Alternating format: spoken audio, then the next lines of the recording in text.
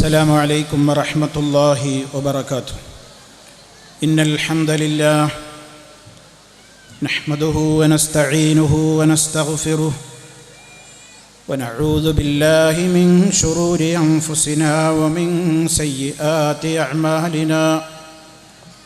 من يهده الله فلا مضل له ومن يضلل فلا هادي له. وأشهد أن لا إله إلا الله وحده لا شريك له. وأشهد أن محمدًا عبده ورسوله. اللهم صل على محمد وعلى آل محمد كما صليت على إبراهيم وعلى آل إبراهيم إنك حميد مجيد. اللهم بارك على محمد وعلى آل محمد كما باركت على إبراهيم وعلى آل إبراهيم إنك حميد مجيد. يا أيها الذين آمنوا اتقوا الله حق تقاته ولا تموتن إلا وأنتم مسلمون. أما بعد فإن خير الكلام كلام الله وخير الهدي هدي محمد صلى الله عليه وسلم وشر الأمور محدثاتها وكل محدثة بدعة وكل بدعة ضلالة. أعوذ بالله من الشيطان الرجيم.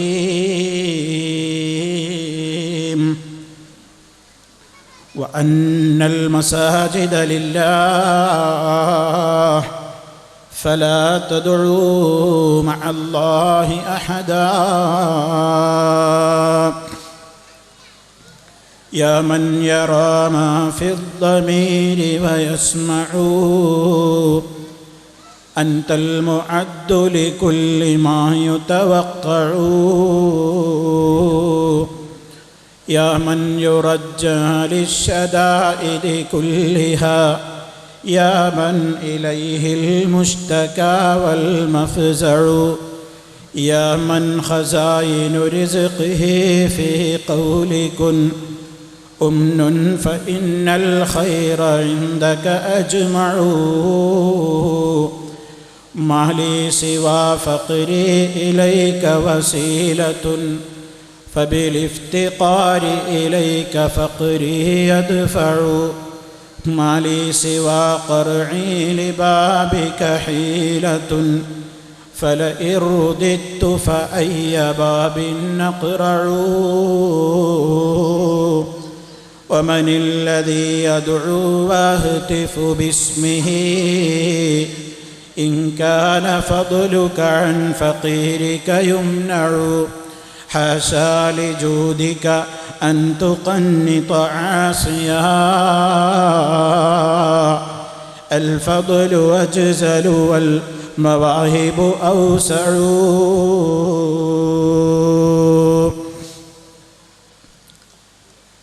അള്ളാഹുവിൻ്റെ മഹത്തായ അനുഗ്രഹത്താൽ കാസർഗോഡ് ജില്ലയിലുള്ള ബോവിക്കാനം എന്ന് പറയുന്ന ഈ പ്രദേശത്ത് വന്ന് നിങ്ങളെയെല്ലാം നേരിൽ കാണുവാനും ഇസ്ലാമികമായ കാര്യങ്ങൾ ഏതാനും സമയം സംസാരിക്കുവാനും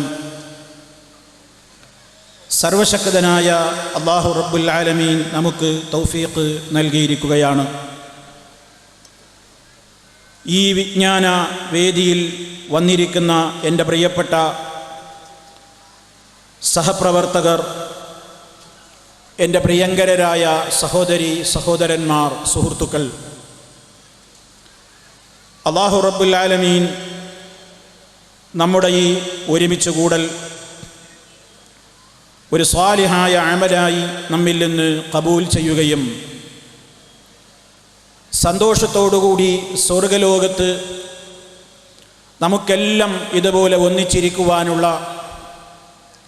തൗഫീഖ് അല്ലാഹു റബ്ബുൽ ആലമീൻ നമുക്കെല്ലാം നൽകി നമ്മെ ഓരോരുത്തരെയും അവൻ അനുഗ്രഹിക്കുമാറാകട്ടെ. നമ്മിൽ നിന്ന് വന്നുപോയിട്ടുള്ള ചെറുതും വലുതുമായ എല്ലാ ദോഷങ്ങളും ഈ മഹത്തായ ഇൽമിൻ്റെ മജ്ലിസ് വിട്ടു പോകുന്നതിൻ്റെ മുമ്പായി തന്നെ അള്ളാഹു അവൻ്റെ പ്രത്യേകമായ കാരുണ്യം മുഖേന പുറത്തു തരികയും സജ്ജനങ്ങൾക്ക് വേണ്ടി അള്ളാഹു തയ്യാറ് ചെയ്തിട്ടുള്ള സ്വർഗലോകത്തിലേക്ക് മഹാന്മാരുടെ കൂടെ ഇടം നൽകപ്പെടുന്നവരുടെ കൂട്ടത്തിൽ ഉൾപ്പെടുത്തി നമ്മയെല്ലാം അനുഗ്രഹിക്കുകയും ചെയ്യുമാറാകട്ടെ. സഹോദരങ്ങളെ, വളരെയേറെ പുണ്യമുള്ള ദിവസങ്ങളിലൂടെയാണ് ഞാനും നിങ്ങളുമെല്ലാം ഇപ്പോൾ കടന്നുപോയിക്കൊണ്ടിരിക്കുന്നത്. നിങ്ങൾക്കെല്ലാം അറിയാവുന്നതുപോലെ പരിശുദ്ധമായ ദുൽഹജ്ജ് മാസത്തിൻ്റെ ആദ്യ ഭാഗങ്ങളിലൂടെ കടന്നുപോയിക്കൊണ്ടിരിക്കുകയാണ് ഞാനും നിങ്ങളും. അല്ലാഹു തആല അവൻ്റെ പരിശുദ്ധ ഖുർആനിലൂടെ വൽ ഫജ്ർ വലയാലിൻ അശ്ർ എന്ന് പറഞ്ഞ് 10 പ്രത്യേകമായ ദിവസങ്ങളെ പരാമർശിക്കുന്ന ആ ആയത്ത് കൊണ്ട് ഉദ്ദേശിക്കപ്പെടുന്നത് ഞാനും നിങ്ങളും ഇപ്പോൾ കഴിച്ചു കൂട്ടിക്കൊണ്ടിരിക്കുന്ന ഈ മാസത്തിൻ്റെ ഈ ആദ്യ 10 ദിവസങ്ങളാണെന്ന് മഹാന്മാരായ സ്വഹാബികളിൽ നിന്നുള്ള റിപ്പോർട്ടുകൾ പരിശുദ്ധമായ വിശുദ്ധ ഖുർആനിൻ്റെ വ്യാഖ്യാന ഗ്രന്ഥങ്ങളിൽ നമുക്ക് കാണുവാൻ സാധിക്കും. അപ്പോൾ ദുൽഹജ്ജിലെ ആദ്യത്തെ ഈ ദിവസങ്ങൾ വളരെയേറെ പുണ്യമുള്ളതാണ്. ഈ ദിവസങ്ങൾ നമ്മൾ ഒരിക്കലും അശ്രദ്ധമാകേണ്ടുന്ന ദിവസങ്ങളല്ല. നമുക്ക് വളരെയേറെ ശ്രദ്ധയുണ്ടാകണം, ഈ ദിവസങ്ങളിൽ എനിക്ക് നന്നായി അമല് ചെയ്യണം എന്ന്. അള്ളാഹുവിൻ്റെ അടുക്കൽ നമ്മളൊരു സൽക്കർമ്മം ചെയ്താൽ അതിന് ഏറ്റവും കൂടുതൽ കൂലി ലഭിക്കുന്ന ദിവസങ്ങളാണ് നമ്മുടെ മുമ്പിൽ ഇപ്പോഴുള്ളത്. മറ്റു ദിവസങ്ങളിലൊക്കെ നമ്മൾ സൽക്കർമ്മം ചെയ്യുന്നവരാണ്, നമസ്കരിക്കുന്നവരാണ്, നോമ്പെടുക്കുന്നവരാണ്, ഖുർആൻ ഓതുന്നവരാണ്, ദിക്റുകൾ ചൊല്ലുന്നവരാണ്, സ്വലാത്തുകൾ ചൊല്ലുന്നവരാണ്, അള്ളാഹുവിനോട് മനസ്സറിഞ്ഞുകൊണ്ട് ദുആ ഇരക്കുന്നവരാണ്, മാതാപിതാക്കളെ സ്നേഹിക്കുന്നവരാണ്, നല്ല നിലക്കുള്ള എല്ലാ കാര്യങ്ങളും ചെയ്യുന്നവരാണ്. പക്ഷേ ഈ കാര്യങ്ങളൊക്കെ ഇപ്പോൾ നമ്മൾ കഴിഞ്ഞു കടന്നുകൊണ്ടിരിക്കുന്ന ഈ ദിവസങ്ങളിൽ ചെയ്യുമ്പോൾ അതിന് വലിയ പ്രാധാന്യമുണ്ട് എന്നത് നമ്മൾ ഒരിക്കലും മറന്നു പോകരുത്. മഹാനായ റസൂൽ കരീം സ്വല്ലല്ലാഹു അലൈഹി വസല്ലം പറഞ്ഞത്, മാ മിൻ അയ്യാമിൻ അഅ്ളമു ഇൻദല്ലാഹി അസ്സ വജല്ല വലാ അഹബ്ബു ഫീഹിന്ന ഇലൈഹിൽ അമൽ മിൻ ഹാദിഹിൽ അയ്യാം അയ്യാമുൽ അശ്ർ. ഈ ദുൽഹജ്ജ് മാസത്തിലെ ആദ്യത്തെ ഈ 10 ദിവസങ്ങളെ പോലെ അള്ളാഹുവിൻ്റെ അടുക്കൽ മഹത്വമുള്ള, നാം ഒരു സൽക്കർമ്മം ചെയ്താൽ അള്ളാഹ് അത് വളരെ ഇഷ്ടത്തോടെ സ്വീകരിക്കുന്ന വേറെ ദിവസങ്ങളില്ല. അതുകൊണ്ട് ഈ ദിവസങ്ങളിൽ ഫഅക്സിറൂ ഫീഹിന്ന മിനത്ത് തഹ്മീദി വത്തഹ്ലീലി വത്തക്ബീർ. നിങ്ങൾ ഈ ദിവസങ്ങളിൽ അൽഹംദുലില്ലാഹ് എന്ന് ചൊല്ലൽ അധികരിപ്പിക്കണം, ലാ ഇലാഹ ഇല്ലല്ലാഹ് എന്ന് ചൊല്ലൽ അധികരിപ്പിക്കണം, അല്ലാഹു അക്ബർ എന്ന് ചൊല്ലൽ അധികരിപ്പിക്കണം. അല്ലാഹുവിനെ പുകഴ്ത്തുന്ന, അവനെ വാഴ്ത്തുന്ന, അവനെ പ്രകീർത്തിക്കുന്ന ദിക്റുകളും ദുആകളും അധികരിപ്പിക്കണം. നല്ല നല്ല കാര്യങ്ങളൊക്കെ എന്തൊക്കെ ചെയ്യാൻ അവസരം കിട്ടുന്നുവോ അതിനൊക്കെ ഈ ദിവസങ്ങൾ ഉപയോഗപ്പെടുത്തണം. ഹറാമായ പ്രവർത്തനങ്ങളിൽ നിന്നെല്ലാം മറ്റു ദിവസങ്ങളിൽ വിട്ടുനിൽക്കുന്നത് പോലെ തന്നെ ഈ ദിവസങ്ങളുടെ പ്രത്യേകത മാനിച്ചുകൊണ്ട്, ബഹുമാനം മാനിച്ചുകൊണ്ട് നാം വിട്ടുനിൽക്കണം, അകന്നു നിൽക്കണം. ഏറ്റവും കൂടുതൽ ശ്രേഷ്ഠകരമായ ദിവസങ്ങളാണ് എന്നത് മറന്നു പോകരുത്. നമ്മൾ ചൊല്ലുന്ന ദിക്റുകൾക്കും സ്വലാത്തുകൾക്കും ഖുർആൻ പാരായണത്തിനും നിസ്കാരത്തിനും സുന്നത്ത് നിസ്കാരത്തിനും ഒരു സുജൂദ് അല്ലാഹുവിൻ്റെ മുമ്പിൽ നമ്മൾ നിർവഹിക്കുമ്പോൾ അഷ്റഫുൽ ഖൽഖ് സല്ലല്ലാഹു അലൈഹി വസല്ലം നമ്മളോടെല്ലാം പറഞ്ഞു, അലൈക ബികസറത്തി സുജൂദി ലില്ലാഹ്, നിങ്ങൾ അല്ലാഹുവിൻ്റെ മുമ്പിൽ സുജൂദ് അധികരിപ്പിച്ചു കൊണ്ടിരിക്കണം. ഒരു സുജൂദ് അല്ലാഹുവിൻ്റെ മുമ്പിൽ ചെയ്യാൻ നമുക്ക് അവസരം കിട്ടുമ്പോൾ ഒരു സുജൂദിലൂടെ നമ്മൾ അല്ലാഹുവിലേക്ക് എത്രയാണ് അടുത്തുകൊണ്ടിരിക്കുന്നത്. മനുഷ്യരെ എന്ന നിലക്ക് നമ്മളിൽ സംഭവിച്ചു പോയിട്ടുള്ള എത്രയെത്ര പാപങ്ങളാണ് ഒരു സുജൂദ് മുഖേന പുറത്തു കൊടുക്കപ്പെടുന്നത്. ഇത്രത്തോളം നമുക്ക് അല്ലാഹുവിൻ്റെ പ്രവാചകൻ സ്വല്ലല്ലാഹു അലൈഹി വസല്ലമ ഈ ദിവസങ്ങളുടെ പുണ്യം പറഞ്ഞിട്ടും നമ്മൾ ആലോചിക്കണം. ഈ ദുൽഹജ്ജ് മാസപ്പിറവി ദൃശ്യമായത് മുതൽ, അഥവാ ദുൽഹജ്ജ് 1 മുതൽ നമ്മളിപ്പോൾ ജീവിച്ചു കൊണ്ടിരിക്കുന്ന ഈ ദിവസങ്ങളിൽ നാം നിസ്കാരത്തിൻ്റെയും അതുപോലെ തന്നെ ഖുർആനോത്തിൻ്റെയും ദുആയുടെയും ദിക്റിൻ്റെയും നല്ല നല്ല കാര്യങ്ങൾക്ക് വേണ്ടി വളരെ പുണ്യമുള്ളതാണല്ലോ എന്ന ഉദ്ദേശത്തോടു കൂടി നാം ചെയ്യുന്നുണ്ടോ? ചെയ്യാൻ നമ്മൾ മനസ്സ് വെച്ചിട്ടുണ്ടോ? പടച്ച റബ്ബിൻ്റെ കോടതിയിൽ പോയി നിൽക്കുമ്പോൾ എനിക്ക് എൻ്റെ ഈ ദിവസങ്ങൾ വലിയ ഉപകാരപ്പെട്ട സമയങ്ങളായി മാറണമെന്ന ബോധത്തോടെ ജീവിതത്തെക്കുറിച്ച് നമ്മൾ സൂക്ഷ്മത പാലിക്കുന്നുണ്ടോ? നമ്മുടെ കണ്ണുകളെ നിയന്ത്രിച്ചുവോ? നാവിനെ നിയന്ത്രിച്ചുവോ? കാതിനെ നിയന്ത്രിച്ചുവോ? അല്ലാ, നിനക്കിഷ്ടമില്ലാത്തതൊന്നും ഞാൻ ചെയ്യില്ലെന്നല്ലേ നിസ്കാരത്തിൽ അല്ലാഹുവോട് നമ്മൾ പറയുന്നത്? ഇന്ന സ്വലാത്തി വനുസുക്കി വമഹ്യായ വമമാതി ലില്ലാഹി റബ്ബിൽ ആലമീൻ. എൻ്റെ നിസ്കാരവും എൻ്റെ മറ്റനുഷ്ഠാനങ്ങളും എൻ്റെ ജീവിതവും എൻ്റെ മരണവും ഞാൻ എൻ്റെ ജീവിതത്തിൽ എൻ്റെ റബ്ബിന് പൊരുത്തമില്ലാത്ത ഒരു സംഗതി, എൻ്റെ റബ്ബിന് ഇഷ്ടമില്ലാത്ത ഒരു കാര്യം ഞാൻ ചെയ്യൂല. ഇത് നമ്മൾ നിസ്കാരത്തിൽ പറയുന്നുണ്ടല്ലോ സഹോദരാ സഹോദരി. അതേ, നമ്മൾ അങ്ങനെ പറയാനല്ലേ പഠിപ്പിക്കപ്പെട്ടത്? കാരണം നമ്മുടെ തന്നിഷ്ടമനുസരിച്ചു കൊണ്ട് ഇവിടെ ജീവിക്കാൻ നമുക്ക് അനുവാദമുണ്ടോ? എനിക്കെന്തിനും അനുവാദമുണ്ട്, ഞാൻ തോന്നിയതുപോലെ ജീവിക്കും എന്ന് പറയാൻ ഒരു ചെറുപ്പക്കാരാ. ഓ ചെറുപ്പക്കാരെ, നമുക്ക് അധികാരമുണ്ടോ? അവകാശമുണ്ടോ? ചോരത്തിളപ്പുള്ള കാലത്ത്, യൗവനമുള്ള കാലഘട്ടത്തിൽ നമുക്കതൊക്കെ തോന്നിയേക്കാം. പക്ഷേ നമ്മൾ ചിന്തിക്കണം, ഈ ഭൂമി ലോകത്തേക്ക് നമ്മുടെ ഉമ്മ നമ്മെ പ്രസവിച്ച ദിവസം എന്നോടോ നിങ്ങളോടോ അഭിപ്രായം ചോദിച്ചിട്ടുണ്ടോ? അല്ലാഹു, നീ എന്ന് ജനിക്കാനാ നീ ഉദ്ദേശിക്കുന്നത്? എവിടെ ജനിക്കണമെന്നാ നിന്റെ മോഹം? ഏത് രൂപമാ നിനക്ക് വേണ്ടത്? നീ കറുത്തവനോ വെളുത്തവനോ, ആരോഗ്യമുള്ളവനോ അനാരോഗ്യം ബാധിച്ചവനോ? അതേപോലെ തന്നെ ഏത് നിലക്കാ നിന്റെ ഇഷ്ടം എന്ന് എന്നോടോ നിങ്ങളോടോ ചോദിച്ചിട്ടുണ്ടോ? ലോകത്തൊരാളോടും ചോദിച്ചിട്ടില്ല. അങ്ങനെ നമ്മുടെ സമ്മതവും നമ്മുടെ ഇഷ്ടവും എന്താണെന്ന് ചോദിക്കപ്പെടാതെയാണ് ഞാനും നിങ്ങളും ഈ ലോകത്തേക്ക് ജനിച്ചു വീണത്. ഇനി അതേപോലെ തന്നെ സഹോദരാ, ഈ ലോകം വിട്ട് നമ്മൾ പിരിയുന്ന ഒരു സമയമുണ്ട്. അതെവിടെ എന്ന് തീരുമാനിക്കപ്പെട്ട് കഴിഞ്ഞിട്ടുണ്ട്. റബ്ബിൻ്റെ ലിസ്റ്റിൽ അതുണ്ട്. പക്ഷേ സാധുക്കളായ നമുക്കതറിയില്ല. എവിടെ വെച്ച് മലക്കുൽ മൗത്ത് നമ്മുടെ റൂഹ് പിടിക്കും അറിയൂല. ഓ മനുഷ്യ, നീ എന്ന് മരിക്കണമെന്നാ നിനക്ക് ഇഷ്ടം? എവിടെ വെച്ച് മരിക്കണമെന്നാ നിന്റെ മോഹം? എങ്ങനെ മരിക്കണമെന്നാ നിന്റെ മോഹം? ആരുടെ ഇടയിൽ വെച്ച് നീ മരിക്കണമെന്നാ നിന്റെ മോഹം? നിന്റെ ഖബർ എവിടെയാകണമെന്നാ നിന്റെ ആഗ്രഹം? നമ്മോട് ആരോടും അല്ലാഹു ചോദിക്കൂല, ചോദിക്കില്ലെന്നുറപ്പാണ്. എന്നാൽ അല്ലാഹു നിശ്ചയിച്ച സെക്കൻഡിൽ, അല്ലാഹു നിശ്ചയിച്ച സ്ഥലത്ത് വെച്ച് ഒരു സെക്കൻഡ് അങ്ങോട്ടും ഇങ്ങോട്ടും മാറിപ്പോകാതെ മലക്കുൽ മൗത്ത് നമ്മുടെ റൂഹ് പിടിക്കും. നമ്മൾ മരണത്തിൻ്റെ മുമ്പിൽ അങ്ങ് കിടന്നു കൊടുക്കും. സംശയമൊന്നും വേണ്ട. അപ്പൊ ഈ ലോകത്തേക്ക് നമ്മൾ വന്നതിൽ നമ്മുടെ ഇഷ്ടത്തിന് പങ്കില്ല. ഇങ്ങോട്ട് വന്നത് നമ്മുടെ ഇഷ്ടം നോക്കിയിട്ടല്ല. ഇനി ഇവിടെ നിന്ന് പോകുമ്പോഴും നമ്മുടെ ഇഷ്ടം നോക്കൂല, അള്ളാന്റെ ഇഷ്ടമാണ് നോക്കുന്നത്. അവന്റെ തീരുമാനത്തിന് നമ്മൾ വഴങ്ങിക്കൊടുക്കുകയാണ്. എങ്കിൽ സഹോദര, ഒന്ന് നന്നായി ആലോചിക്ക്. ഈ ഭൂമി ലോകത്തേക്ക് വന്നതിൽ നമ്മുടെ ഇഷ്ടത്തിന് പങ്കില്ലെങ്കിൽ, ഇവിടെ നിന്ന് തിരിച്ചു പോകുന്നതിലും നമുക്ക് പങ്കില്ലെങ്കിൽ, ഈ വന്ന ഡേറ്റ് മുതൽ നമ്മൾ ഇവിടെ നിന്ന് തിരിഞ്ഞു പോകുന്ന ഡേറ്റിനിടയ്ക്കുള്ള ദിവസമല്ലേ നമ്മുടെ ജീവിതം? അതല്ലേ നമ്മുടെ ദുന്യാവ്? അതല്ലേ നമ്മുടെ ഈ ലോക ജീവിതം? ആ ജീവിതത്തിൽ മാത്രം ഞാൻ എൻ്റെ ഇഷ്ടം പോലെ പ്രവർത്തിക്കും, അതിൽ പടച്ചോന്റെ ഇഷ്ടത്തിന് ഞാൻ സ്ഥാനം കൽപ്പിക്കുന്നില്ലെന്ന് പറയാൻ ആർക്കെങ്കിലും അധികാരമുണ്ടോ? അവകാശമുണ്ടോ?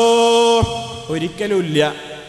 ഇങ്ങോട്ട് വന്നത് അള്ളാന്റെ ഇഷ്ടത്തിനാ, ഇനി പോകുന്നത് അള്ളാന്റെ ഇഷ്ടം അനുസരിച്ചാ. എന്നാൽ ഇതിൻ്റെ ഇടയ്ക്കുള്ള ജീവിതം എൻ്റെ ഇഷ്ടം പോലെ നിങ്ങളുടെ ഇഷ്ടം പോലെ ആയിക്കൂടാ. അതിനല്ല എങ്ങനെ ജീവിക്കണം എന്ന് പഠിപ്പിക്കാൻ ആദം അലൈഹിസ്സലാം മുതൽ തുടങ്ങിയ സംവിധാനാണ് അഷ്റഫുൽ ഖൽഖ് സല്ലല്ലാഹു അലൈഹി വസല്ലമിലൂടെ അത് അവസാനിപ്പിച്ചു. പ്രവാചകന്മാരെ ഇങ്ങോട്ട് പറഞ്ഞയച്ചു. എന്തിനാ പറഞ്ഞയച്ചത്? ഫഇമ്മാ യഅതിയന്നകും മിന്നീ ഹുദാ ഫമൻ തബിഅ ഹുദായ ഫലാ ഖൗഫുൻ അലൈഹിം വലാ ഹും യഹ്സനൂൻ. അതേ, നിങ്ങൾക്ക് എന്നിൽ നിന്നുള്ള മാർഗദർശനങ്ങൾ വന്നുകൊണ്ടിരിക്കും.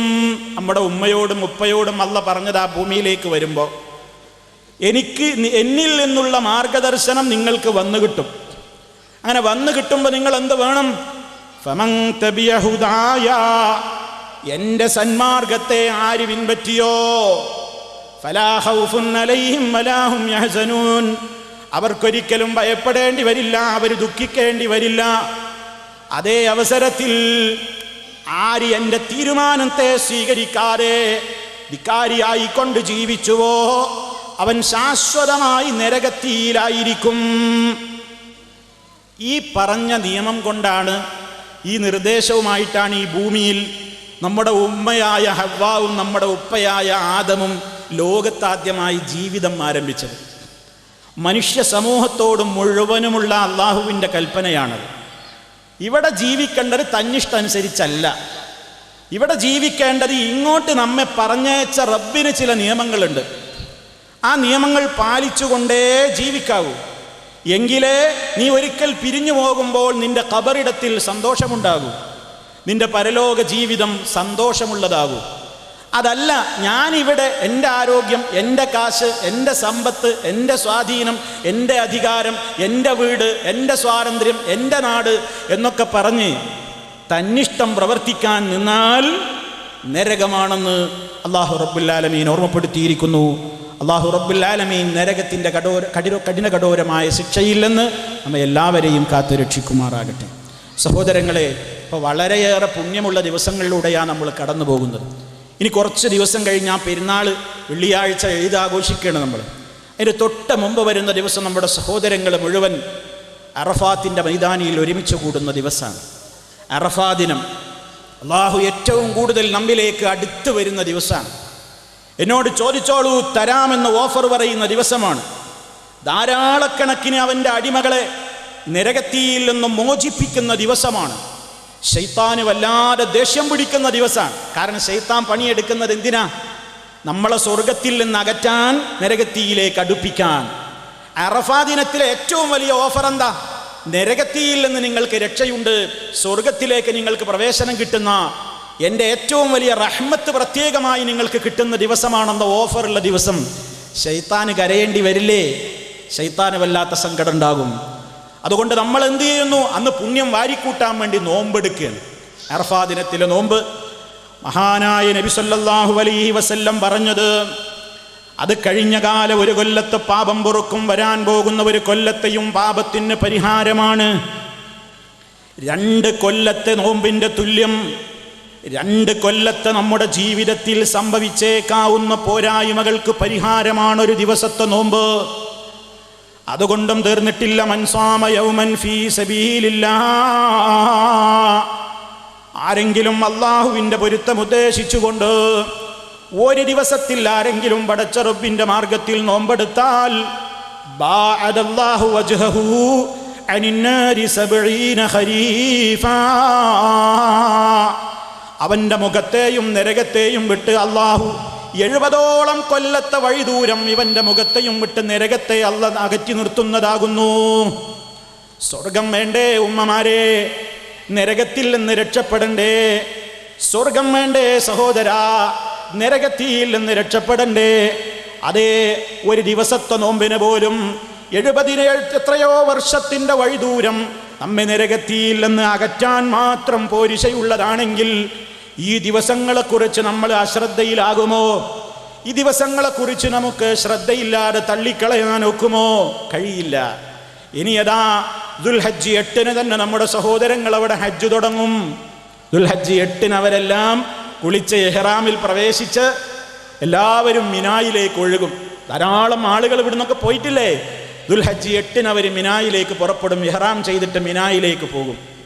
അന്നവിടെ രാത്രി താമസിച്ച് പിറ്റേന്നവർ അറഫാത്തിലേക്ക് നീങ്ങും. ഉച്ചയ്ക്ക് ശേഷം മഗ്രിബ് വരെ അവരെ അറഫാത്തിന്റെ മൈതാനിയിൽ നിന്നുകൊണ്ട് കൈകൾ ഉയർത്തി പടച്ച റബ്ബിനോട് കരഞ്ഞവർ തേടും, കരഞ്ഞു തേടും. അല്ല പറയും അവരെ കണ്ടിട്ട് അഭിമാനത്തോടെ പറയും, എൻ്റെ അടിമകൾ ഇതാ വന്ന് നിൽക്കുന്നു, എന്താ അവർക്ക് വേണ്ടത്, ഞാൻ പുറത്തു കൊടുത്തിരിക്കുന്നു എന്ന് സന്തോഷം പറയുന്ന അറഫാത്തിന്റെ മൈതാനി. അവിടെ നിന്നതാ അവർ മഗ്രിബ് കഴിഞ്ഞാൽ അവർ പോവുകയാണ് മുസ്ദലിഫയിലേക്ക്. അന്ന് മുസ്ദലിഫയിൽ അവർ രാത്രി താമസിക്കും. പിറ്റേന്ന് ദുൽഹജ്ജ് 10 അവർ വീണ്ടും മിനായിലേക്ക് വരും. അവിടെ വെച്ചവരതാ ജംറകൾക്ക് കല്ലെറിയും. അതേ പിന്നീട് അവർ അറവ് നടത്തും, മുടി നീക്കും. പിന്നെയും അവർ മക്കയിലേക്ക് ചെല്ലും. അവിടെ അതാ വലിയ തവാഫുൽ ഇഫാല നിർവഹിക്കും, കഅബ തവാഫ് ചെയ്യും. സഫാ മർവക്കിടയിൽ അവർ സഅയ് നടത്തും. പിന്നെയും അവർ മിനായിലേക്ക് തിരിച്ചു വരും. അങ്ങനെ 11-നും 12-നും 13-നും അവർ മിനായിൽ തന്നെ രാത്രി താമസിക്കും. അതേ 11-നും 12-നും ഒക്കെ രാത്രി താമസിച്ച് 13-ന് അവരവിടെ നിന്ന് മിനായിൽ നിന്നും മടങ്ങും. അവർ വന്ന തവാഫിൽ വിദായ് നിർവഹിച്ച് അതേ വിട പറയുന്ന തവാഫും നിർവഹിച്ചുകൊണ്ട് മക്ക വിട്ട് അവർ അവരുടെ രാജ്യങ്ങളിലേക്കും മദീനയിലേക്കും മറ്റു സ്ഥലങ്ങളിലേക്കും ഓരോരുത്തരും മടങ്ങിപ്പോകും. ഇങ്ങനെ വലിയ ഒരു പ്രവർത്തനം നടക്കാൻ പോകുന്ന ദിവസങ്ങളാണ് നമ്മുടെ മുമ്പിൽ വരാനിരിക്കുന്നത്. എന്തിനാ ഈ കർമ്മങ്ങളൊക്കെ ചെയ്യുന്നത്? എന്താണ് ഈ ഹജ്ജിന് ഇത്ര വലിയ പോരിശ? ഒരുപാട് ആളുകൾ എൻ്റെ മുമ്പിൽ ഹജ്ജ് ചെയ്തവരുണ്ടാകും. ഒരുപാട് ആളുകൾ ഹജ്ജിനൊരവസരം കിട്ടണേ എന്ന് പ്രാർത്ഥിച്ചു കൊണ്ടിരിക്കുന്നവരുണ്ടാകും. അള്ളാഹു മുൻകാലത്ത് ഹജ്ജ് ചെയ്തവരിൽ നിന്നും കബൂലാക്കുമാറാകട്ടെ. ഇനി അങ്ങോട്ട് പോകാൻ ആഗ്രഹിച്ചു കൊണ്ടിരിക്കുന്ന നമ്മുടെ സഹോദരീ സഹോദരങ്ങൾക്ക് അള്ളാഹു അതിനുള്ള ആഫിയത്തും സാമ്പത്തികമായിട്ടുള്ള ശേഷിയും നൽകി അനുഗ്രഹിക്കുമാറാകട്ടെ. ഈ ആഗ്രഹത്തോടെ ഒക്കെയാണ് നമ്മളിരിക്കുന്നത്. എന്തിനാ സഹോദര സഹോദരി ഈ ഹജ്ജ് നമുക്ക് നിശ്ചയിച്ചത്? ഹജ്ജ് ചെയ്താണ് മടങ്ങിപ്പോരുമ്പോൾ ഉമ്മ പ്രസവിച്ച ആദ്യ ദിനം പോലെ പരിശുദ്ധമായ ഒരു ഹൃദയത്തിൻ്റെ ഉടമകളായിക്കൊണ്ടാണ് ഹാജിമാര് പുണ്യഭൂമിയിൽ നിന്ന് മടങ്ങിപ്പോരുന്നതെന്നല്ലേ ഹബീബായ നബി സല്ലല്ലാഹു അലൈഹി വസല്ലം പറഞ്ഞത്? എങ്ങനെയാ അതിന് സാധിക്കുന്നത്? എന്തുകൊണ്ടാ അങ്ങനെ അവരായത്? ഹജ്ജിന്റെ കർമ്മങ്ങളിലൂടെ എന്താ നടക്കുന്നത്? മനുഷ്യ, നമ്മുടെ മനസ്സ് കഴുകുന്ന പ്രവർത്തനമാണ് അവിടെ നടക്കുന്നത് മുഴുവനും. ഒരു മനസ്സ് മലിനമാകുന്നത് എപ്പോഴാണ്? ഒരു മനുഷ്യന്റെ മനസ്സ് മോശമാകുന്നത് പാപങ്ങൾ ഉണ്ടാകുമ്പോഴാണ്. ക്ലീനായ വളരെ വൈറ്റ് പേപ്പർ പോലെ, വെള്ള വസ്ത്രം പോലെ പവിത്രമായ ഒരു മനുഷ്യന്റെ ഹൃദയം, അതിൽ കറുത്ത കറുത്ത കുത്തുകൾ വീണുകൊണ്ടതും മലിനമാകുന്നത് അള്ളാഹുവിന് ഇഷ്ടമില്ലാത്ത പ്രവർത്തനങ്ങൾ ചെയ്യുമ്പോഴാണ്. ആ ചെയ്തുകൊണ്ടിരിക്കുന്ന പാപത്തിൻ്റെ കറകൾ, ആ കറകൾ എന്ത് തന്നെ പറ്റിയിട്ടുണ്ടെങ്കിലും കഴുകിക്കളയാൻ മാത്രം പവിത്രമാണ് ഹജ്ജ് എന്ന് പറയുമ്പോൾ എന്താണ് ഹജ്ജിലൂടെ ലോക മുസ്ലിമീങ്ങൾ ചെയ്യുന്നത്? അതാ നമ്മൾ പഠിക്കേണ്ടത്. ഈ സമയത്ത് ദുൽഹജ്ജിൽ നമുക്കൊന്നും ഇപ്പം അവിടെ പോകാൻ അവസരം കിട്ടിയിട്ടില്ല. ആയിരക്കണക്കിന് നമ്മുടെ ഉമ്മപെങ്ങന്മാർ അവിടെ ഹാദിറായി അവിടെ ഇരിക്കുകയാണ്, ഹജ്ജും പ്രതീക്ഷിച്ചിരിക്കുകയാണ്. അള്ളാഹു അവർക്കൊക്കെ ആഫിയത്ത് നൽകുമാറാകട്ടെ. സന്തോഷത്തോടെ ഹജ്ജൊക്കെ നിർവഹിച്ച് അവരവരുടെ കുടുംബങ്ങളിലേക്ക് സന്തോഷത്തോടെ വന്നണയാൻ റബ്ബു സുബ്ഹാനഹു തൗഫീക്ക് നൽകി അനുഗ്രഹിക്കുമാറാകട്ടെ. അപ്പോൾ സഹോദരങ്ങളെ, ഈ ഹജ്ജിൻ്റെ ഈ മാസത്തിൽ ഹജ്ജിനെ പ്രതീക്ഷിച്ചു കൊണ്ടിരിക്കുകയാണ് പുണ്യഭൂമിയിൽ ധാരാളക്കണക്കിന് മുഅ്മിനുകൾ. ആളുകൾ പ്രതീക്ഷിച്ചിരിക്കുകയാണ്. അവരെ യാത്രയാക്കിയ കുടുംബങ്ങൾ അവരെ കാത്തിരിക്കുകയാണ്. നമ്മളൊക്കെ പുണ്യത്തിൻ്റെ പ്രത്യേകമായ ഒരു അന്തരീക്ഷത്തിലാണ് സ്ഥിതി ചെയ്യുന്നത്. എന്താ കാരണം? എന്താണ് ഹജ്ജിൻ്റെ കാതലെന്താ? ഹാജിമാരവിടെ മുഴക്കുന്നത് എന്താ? ലബ്ബൈക അല്ലാഹുമ്മ ലബ്ബൈക ലബ്ബൈക ലാ ശരീക ലക ലബ്ബൈക ഇന്നൽ ഹംദ വന്നിഅമത ലക വൽ മുൽക് ലാ ശരീക ലക ലബ്ബൈക. സർവ്വലോകത്തിൻ്റെ വിവിധ ഭാഗങ്ങളിൽ നിന്ന് വന്നെത്തിയിട്ടുള്ള സ്ത്രീ പുരുഷന്മാരും, അവരിൽ പണക്കാരുണ്ട്, പണിക്കാരുണ്ട്, രാജാക്കളുണ്ട്, പ്രജകളുണ്ട്, പണ്ഡിതന്മാരുണ്ട്, പാമരന്മാരുണ്ട്, കുട്ടികളുണ്ട്, മുതിർന്നവരുണ്ട്, സ്ത്രീകളുണ്ട്, പുരുഷന്മാരുണ്ട്, എല്ലാ ആളുകളുമുണ്ട്. കറുത്തവരുണ്ട്, വെളുത്തവരുണ്ട്, സുന്ദരന്മാരുണ്ട്, സുന്ദരികളുണ്ട്, വിരൂപന്മാരുണ്ട്, വികലാംഗരുണ്ട്, സർവ്വരൂപത്തിലുള്ള ആളുകളുമുണ്ട്. പക്ഷേ എല്ലാവരുടെയും നാവുകളിൽ നിന്ന് വന്നു ചേരുന്ന മന്ത്രം ലബ്ബൈക് അല്ലാഹുമ്മ ലബ്ബൈക്. അല്ലാഹുവേ, നിന്റെ വിളിക്കുത്തരം ചെയ്തുകൊണ്ട് നിന്റെ വിനീതനായ അടിമ ഇതാ നിന്റെ അടുത്തേക്ക് വരുന്നു. എന്ത് പ്രഖ്യാപിക്കുന്നത്? ലബ്ബൈക ലാ ശരീക ലക ലബ്ബൈക്, നിനക്ക് യാതൊരു പങ്കാളിയുമില്ല റബ്ബേ. അല്ലെങ്കിൽ ഹജ്ജിന് പോയ ആയിരക്കണക്കിന് ആളുകൾ എന്താ മുമ്പേ പ്രഖ്യാപിച്ചത്? അല്ലാഹുവേ, നിനക്ക് യാതൊരു പങ്കാളിയും ഇല്ല, എല്ലാ അനുഗ്രഹങ്ങളും ഞങ്ങൾക്ക് തന്നത് നീയാണ്, അതുകൊണ്ട് സർവസ്തുതിക്കും അധികാരവും അവകാശവും അർഹതയും നിനക്ക് മാത്രമാണ്. എല്ലാ നിഅമത്തും ഞങ്ങൾക്ക് തന്നത് നീയാണ്, അതുകൊണ്ട് സ്തുതിക്കാൻ കടപ്പെട്ടവൻ, ഞങ്ങൾക്കതിന് നന്ദി പറയാൻ അർഹതപ്പെട്ടവൻ നീ മാത്രമാണല്ലാ. നിനക്കൊരു പങ്കാളിയും ഇല്ല അല്ലാ, നിനക്കൊരു പങ്കാളിയെയും ഞങ്ങൾ സങ്കല്പിക്കൂല അല്ലാ. ആ ദൃഢമായ പ്രഖ്യാപനമാണ് തെൽബിയത്തിലൂടെ ഹാജിമാര് നിർവഹിക്കുന്നത്. അത് കഴിഞ്ഞ് അവർ മക്കയിലെത്തിയാൽ ഹജ്ജിന്റെ കർമ്മങ്ങളും ഉംറയുടെ കർമ്മങ്ങളും ഒക്കെ മുഴുവൻ പരിശോധിച്ചു നോക്കൂ സഹോദരങ്ങളെ. അവിടെ നടക്കുന്നത് എന്താ? തവാഫ് ചെയ്യും. ആർക്ക് വേണ്ടിയാ? അള്ളാഹുവിന്റെ പൊരുത്തം മാത്രം ഉദ്ദേശിച്ചുകൊണ്ടാണ് പരിശുദ്ധമായ കഅബയെ ചുറ്റിക്കൊണ്ടിരിക്കുന്നത്. ആ തവാഫ് കഴിഞ്ഞാൽ അവർ 2 റക്അത്ത് നിസ്കരിക്കും. സഫാ മർവക്കിടയിൽ അവർ നടക്കും. എന്തിന്? അള്ളാഹുവിന് വേണ്ടി, അള്ളാഹിന്റെ പൊരുത്തം ഉദ്ദേശിച്ചുകൊണ്ടവർ നടക്കും. ഓടേണ്ടത്തവർ ഓടും.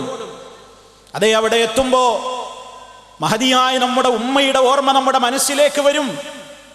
ഹാജറ റളിയല്ലാഹു അൻഹാ കൊച്ചുകുട്ടിയായ ഇസ്മായിൽ അലൈഹിസ്സലാമിന് വേണ്ടി ദാഹജലത്തിന് വേണ്ടി ഓടിത്തളർന്ന ബീവി ഹാജറ,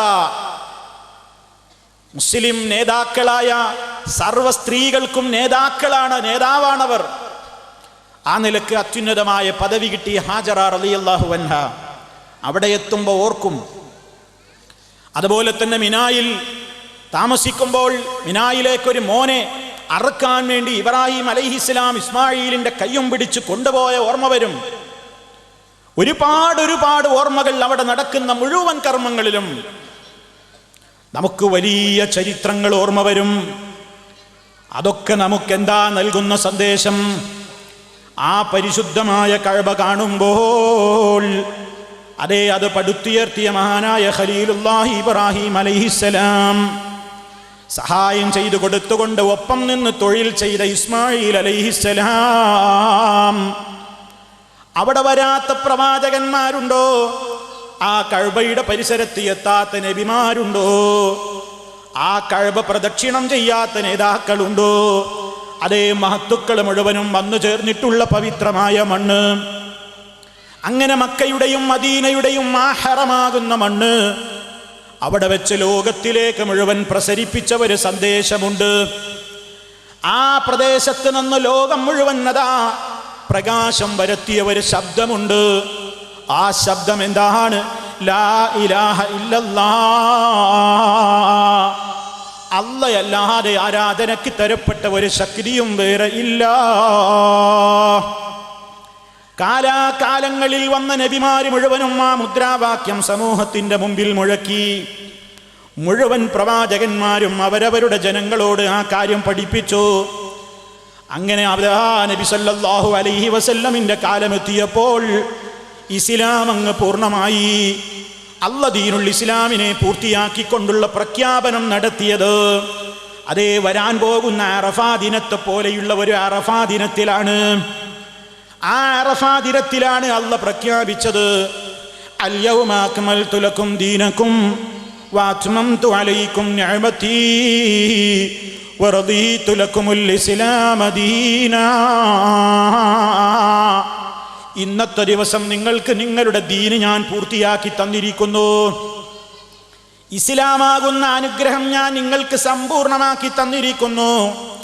ഇസ്ലാമിനെ നിങ്ങൾക്ക് ദീനായി കൊണ്ട് ഞാൻ തൃപ്തിപ്പെട്ട് തന്നിരിക്കുന്നു.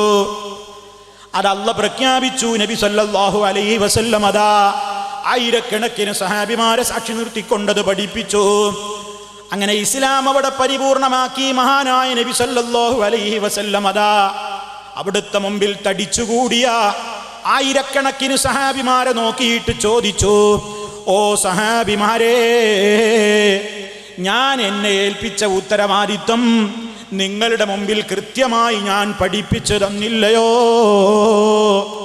ഞാൻ നിങ്ങൾക്ക് എത്തിച്ചു തന്നില്ലയോ? മുഴുവൻ സഹാബിമാരും ഒന്നടങ്കം പറഞ്ഞു, ബലാ യാ റസൂലല്ലാഹ്, അല്ലാഹുവിൻ്റെ റസൂലേ, അങ്ങ് എത്തിക്കേണ്ടതെല്ലാം ഞങ്ങൾക്ക് എത്തിച്ചു തന്നിരിക്കുന്നു. കേട്ട സന്തോഷത്തോടെ അഷ്റഫുൽ ഖൽഖ് സല്ലല്ലാഹു അലൈഹി വസല്ലം അതാ ആകാശത്തേക്ക് വിരലുയർത്തിക്കൊണ്ട് പറയുന്നു, അല്ലാഹുമ്മ അശ്ഹദ്, അല്ലാഹുമ്മ അശ്ഹദ്, അല്ലാഹുമ്മ അശ്ഹദ്. അല്ലാ, നീ സാക്ഷിയാണ്, നീ സാക്ഷിയാണ്, നീ സാക്ഷിയാണ്. അങ്ങനെ ഇസ്ലാമിനെ നമുക്ക് പൂർത്തിയാക്കി തന്ന നേതാവായ അഷ്റഫുൽ വറാ ത്വഹാ റസൂലുള്ളാഹി സ്വല്ലല്ലാഹു അലൈഹി വസല്ലം അവിടുന്ന് വഫാത്താകുന്നതിൻ്റെ മുമ്പ് ധാരാളക്കണക്കിന് സഹാബിമാരെയും കൂട്ടിയിട്ട് ഹജ്ജ് കർമ്മം നിർവഹിച്ചിട്ടുണ്ട്. ഹജ്ജിൻ്റെ ഓരോ ചടങ്ങുകളും കാണിച്ചു കൊടുത്തിട്ടുണ്ട്. ഞാൻ ചെയ്യുന്നത് പോലെ നിങ്ങൾ ഇനിയും ചെയ്യണമെന്ന് പഠിപ്പിച്ചിട്ടുണ്ട്. അങ്ങനെ ലോകത്തിൻ്റെ മുമ്പിൽ മുസ്ലിമേ എങ്ങനെ നിങ്ങൾ ജീവിക്കണം, എങ്ങനെ ജീവിച്ചുകൂടാ എന്ന കണിശമായ തീരുമാനം ഹബീബ് ലോകത്തിൻ്റെ മുമ്പിൽ അങ്ങ് പ്രഖ്യാപിച്ചു തന്നു പ്രഖ്യാപിച്ചു. എന്താ പറഞ്ഞത്? അതാ പൂർത്തിയാക്കി തന്ന ഈ ദീനുണ്ടല്ലോ, ഈ ദീനനുസരിച്ച് ജീവിച്ചോളണം. പരിശുദ്ധ ഖുർആനും തിരുസുന്നത്തും അനുസരിച്ച് ജീവിച്ചോളണം. അത് നിങ്ങൾ മുറുകെ പിടിച്ച് ജീവിച്ചു കഴിഞ്ഞാൽ നിങ്ങൾ പിഴക്കൂല. അതിൽ നിന്ന് പിടുത്തം വിട്ടാൽ, അത് പഠിക്കാതെ ചിന്തിക്കാതെ അതിനെക്കുറിച്ച് മനസ്സിലാക്കാതെ അതിൽ പറഞ്ഞതുപോലെ ജീവിക്കാതെ ജീവിതത്തിൻ്റെ മുന്നോട്ട് ഗമനം നടത്തിയാൽ പരാജയം തന്നെ. ഞാൻ പഠിപ്പിച്ചു തന്ന ദീനല്ലാത്തത് ഇങ്ങോട്ട് കൊണ്ടുവരരുത്. ഞാൻ നിങ്ങൾക്ക് പൂർത്തിയാക്കി തന്നിട്ടുണ്ട് ഇസ്ലാം എന്താണെന്ന്. ആ പൂർത്തിയാക്കിയ ഇസ്ലാമിൽ മൻ അഹദസ ഫീ അംരിനാ ഹാദാ മാ ലൈസ മിൻഹു ഫഹുവ റദ്ദുൻ. ഈ ദീനിന്റെ കാര്യത്തിൽ അതിലില്ലാത്തത് ആരെങ്കിലും പുതിയതായി കൊണ്ടുവന്നാൽ കൊണ്ടുവന്നവനെയും തള്ളിക്കോ, അവൻ കൊണ്ടുവന്ന കാര്യത്തെയും തള്ളണം. മൻ അമില അമലൻ ലൈസ അലൈഹി അംറുനാ ഫഹുവ റദ്ദുൻ. ആരെങ്കിലും നമ്മുടെ കൽപ്പനയില്ലാത്ത ഒരു കാര്യം പ്രവർത്തിച്ചാൽ ആ കൽപ്പിക്കപ്പെടാത്ത കാര്യം ചെയ്തവന് പ്രതിഫലമില്ല. അതുകൊണ്ടല്ലേ സഹോദരിമാരെ, സഹോദരന്മാരെ, അറഫാ ദിനത്തിൽ നോമ്പെടുക്കുന്ന മുസ്ലിമീങ്ങൾ എന്താ ബറാത്തിന്റെ പേരിൽ ഒരു നോമ്പ് എടുക്കാത്തത്? ശഅബാൻ 15 ബറാത്ത് നോമ്പെന്ന് പറഞ്ഞിട്ട് ചിലരൊക്കെ ബറാത്ത് നോമ്പെന്നൊരു നോമ്പെടുക്കാറില്ലേ? അപ്പൊ ഇസ്ലാം ശരിക്ക് പഠിച്ച് മനസ്സിലാക്കിയ മുസ്ലിമീങ്ങളൊന്നും നോമ്പെടുക്കാറില്ല. വേറെ ചില കക്ഷികൾ എന്തു ചെയ്യും? മേറാജ് നോമ്പെന്ന് പറഞ്ഞുകൊണ്ട് റജബ് 27 നോമ്പെടുക്കും. ഇസ്ലാം ശരിക്ക് മനസ്സിലാക്കിയ കക്ഷികൾ മേറാജ് നോമ്പെന്നവർ നോമ്പെടുക്കൂല. എന്തേ പ്രശ്നം? അവർക്കന്ന് പട്ടിണി കിടക്കാൻ മടിയായതുകൊണ്ടാണോ? അല്ല. അറഫാ ദിനത്തിന്റെ പോരിശ പഠിപ്പിച്ച നബിതങ്ങൾ, തിങ്കളാഴ്ച നോമ്പിന്റെ പോരിശ പഠിപ്പിച്ച റസൂലുള്ളാഹ്, വ്യാഴാഴ്ച നോമ്പിന്റെ പോരിശ പഠിപ്പിച്ച റസൂലുള്ളാഹ്, ശവ്വാലിലെ 6 നോമ്പിന്റെ പോരിശ പഠിപ്പിച്ച മഹാനായ നബിതങ്ങൾ സ്വല്ലല്ലാഹു അലൈഹി വസല്ലം. അതേ ശഅബാൻ 15 ബറാത്തിന്റെ പ്രത്യേകമായ ഒരു നോമ്പുണ്ടെന്ന് ഒരു നിലക്ക് ഒരു നോമ്പ് അവിടുന്ന് പഠിപ്പിച്ചു തന്നിട്ടില്ല. ഞാൻ മേറാജ് പോയ രാത്രി എന്ന നിലക്ക് പകലിൽ നിങ്ങൾ നോമ്പെടുക്കണം എന്ന് പറഞ്ഞുകൊണ്ട് നിങ്ങൾ അതാ മേറാജ് നോമ്പെന്നൊരു നോമ്പുണ്ട് മുസ്ലിമേ, അത് നിങ്ങൾ അനുഷ്ഠിക്കണേ എന്ന് ഒരൊറ്റ ഹദീസിലും അല്ലാഹുവിന്റെ റസൂൽ കൽപ്പിച്ചിട്ടില്ലാത്തത് കൊണ്ട് ഉള്ള നോമ്പുകൾ അനുഷ്ഠിക്കുന്ന മുസ്ലിമീങ്ങളതാ ഇതിലേക്ക് കടത്തിക്കൂട്ടി കൊണ്ടുവന്ന ഇല്ലാത്ത നോമ്പുകളെ ഒഴിവാക്കി നിർത്തുന്നു. എന്താണ് കാരണമെന്തോ? അഷ്റഫുൽ ഖൽഖ് സല്ലല്ലാഹു അലൈഹി വസല്ലമിനോടുള്ള മഹബ്ബത്ത് തന്നെ. അവിടുന്ന് ചെയ്യാൻ പറഞ്ഞത് ചെയ്യുന്നു, അവിടുന്ന് കാണിച്ചു തന്നത് പ്രവർത്തിക്കുന്നു, അവിടുന്ന് മാതൃക കാണിക്കാത്തത് മാറ്റിവെക്കുന്നു. ഇതാണ് ഇസ്ലാമിൻ്റെ തീരുമാനം എല്ലാ വിഷയങ്ങളിലും. അതാണ് നമ്മുടെ ഇസ്ലാമികമായിട്ട് ഏത് കാര്യത്തിലുള്ള നമ്മുടെ തീരുമാനം. അപ്പൊ ലാ ഇലാഹ ഇല്ലല്ലാഹ് എന്ന ആദർശമാണ് ഹജ്ജിന്റെ കാതൽ. അത് ഈ ലോകത്തേക്ക് ഏറ്റവും പ്രയാസം സഹിച്ചുകൊണ്ട് നടപ്പിൽ വരുത്തിയ നേതാവാണ് ഇബ്രാഹിം അലൈഹിസ്സലാം. ആ ഇബ്രാഹിം നബി അലൈഹിസ്സലാമിന് തീക്കുണ്ടത്തിൽ എറിയപ്പെട്ടിട്ടില്ലേ സഹോദരി സഹോദരന്മാരെ? ഇല്ലേ? എന്തിനാ നമ്മുടെ മഹാനായ ഇബ്രാഹിം അലൈഹിസ്സലാമിനെ ശത്രുക്കൾ തീയിലിട്ടത്? മഹാനവറുകൾക്ക് ഒന്നും സംഭവിച്ചില്ല. അത് അള്ളാന്റെ കാവലാണ്. മഹത്തുക്കൾക്ക് അള്ളാഹുവിന്റെ കാവൽ കിട്ടുകയാണ്. ഒന്നും സംഭവിച്ചില്ല. ഇബ്രാഹിം അലൈഹിസ്സലാം രക്ഷപ്പെട്ടു പോന്നു. ആ ഇബ്രാഹിം നബി അലൈഹിസ്സലാത്തു വസ്സലാം ജനങ്ങൾ ബിംബത്തെ വിളിച്ചു പ്രാർത്ഥിച്ച്, മഹാത്മാക്കളെ വിളിച്ചു ദുആ ചെയ്ത്, അവർക്ക് നേർച്ച വഴിപാടുകൾ അർപ്പിച്ച് ശിർക്കിന്റെ പ്രവർത്തനങ്ങൾ ചെയ്തിരുന്ന ഒരു രാജ്യത്താണ് ഇബ്രാഹിം അലൈഹിസ്സലാം ജീവിച്ചത്. ആ ഇബ്രാഹിം അലൈഹിസ്സലാം മഹാനവറുകൾക്കൊരു പേടി ഉണ്ടായിരുന്നു. എന്താ പേടി? നമുക്കൊക്കെ വേണ പേടി. എന്താ പേടി? മഹാനവറുകളുടെ ദുആ നോക്കൂ നിങ്ങൾ. വജുനുബിനി വബനിയ അൻ നഅ്ബുദൽ അസ്നാം. അല്ലാഹുവേ, എന്നെയും എൻ്റെ മക്കളെയും ബിംബത്തെ ആരാധിക്കുന്ന പ്രവർത്തനത്തിൽ നിന്ന് നീ ഞങ്ങളെ രക്ഷിക്കണേ, ശിർക്കിൽ നിന്ന് ഞങ്ങളെ അകറ്റണേ അല്ലാ. ആരാണ് ദുആ ചെയ്യുന്നത്? ഇബ്രാഹിം അലൈഹിസ്സലാം. ഇബ്രാഹിം നബിക്ക് അങ്ങനെ ദുആ ചെയ്യണോ? ഇബ്രാഹിം നബിയിലൊക്കെ നീ ശിർക്ക് വരുമോ? ആരും ഒരിക്കലും സമാധാനത്തിലിരിക്കണ്ട. എൻ്റെ പ്രവർത്തനത്തിലൊന്നും ഇനി ശിർക്ക് വരൂല എന്ന ആ ഒരു മൗഢ്യമായ ധാരണയൊന്നും ആർക്കും വേണ്ട. ശിർക്കെന്ന് പറയുന്ന മാരകമായ രോഗം മുസ്ലിമേ, നാം വിചാരിക്കാത്ത വഴിയിലൂടെയാണ് അകത്തേക്ക് കയറി വരിക. അതുകൊണ്ട് വല്ലാത്ത പേടി വേണം. ശിർക്ക് സംഭവിക്കരുത് അല്ലാ, ശിർക്ക് വന്നു പോകരുത് അല്ലാ. എല്ലാ വിധത്തിലുള്ള ശിർക്കിന്റെ വിശ്വാസങ്ങളിൽ നിന്നും രക്ഷ തേടേണ്ടത് നമ്മുടെ കടമയാണ്. ഇബ്രാഹിം അലൈഹിസ്സലാം വരെ ഭയപ്പെട്ടില്ലേ?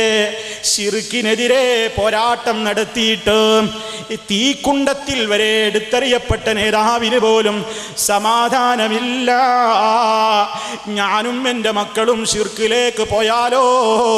അല്ലാ, നിന്റെ കാവലുണ്ടാകണേ. ഇബ്രാഹിം നബി അലൈഹിസ്സലാമിൻ്റെ ദുആയാണ്.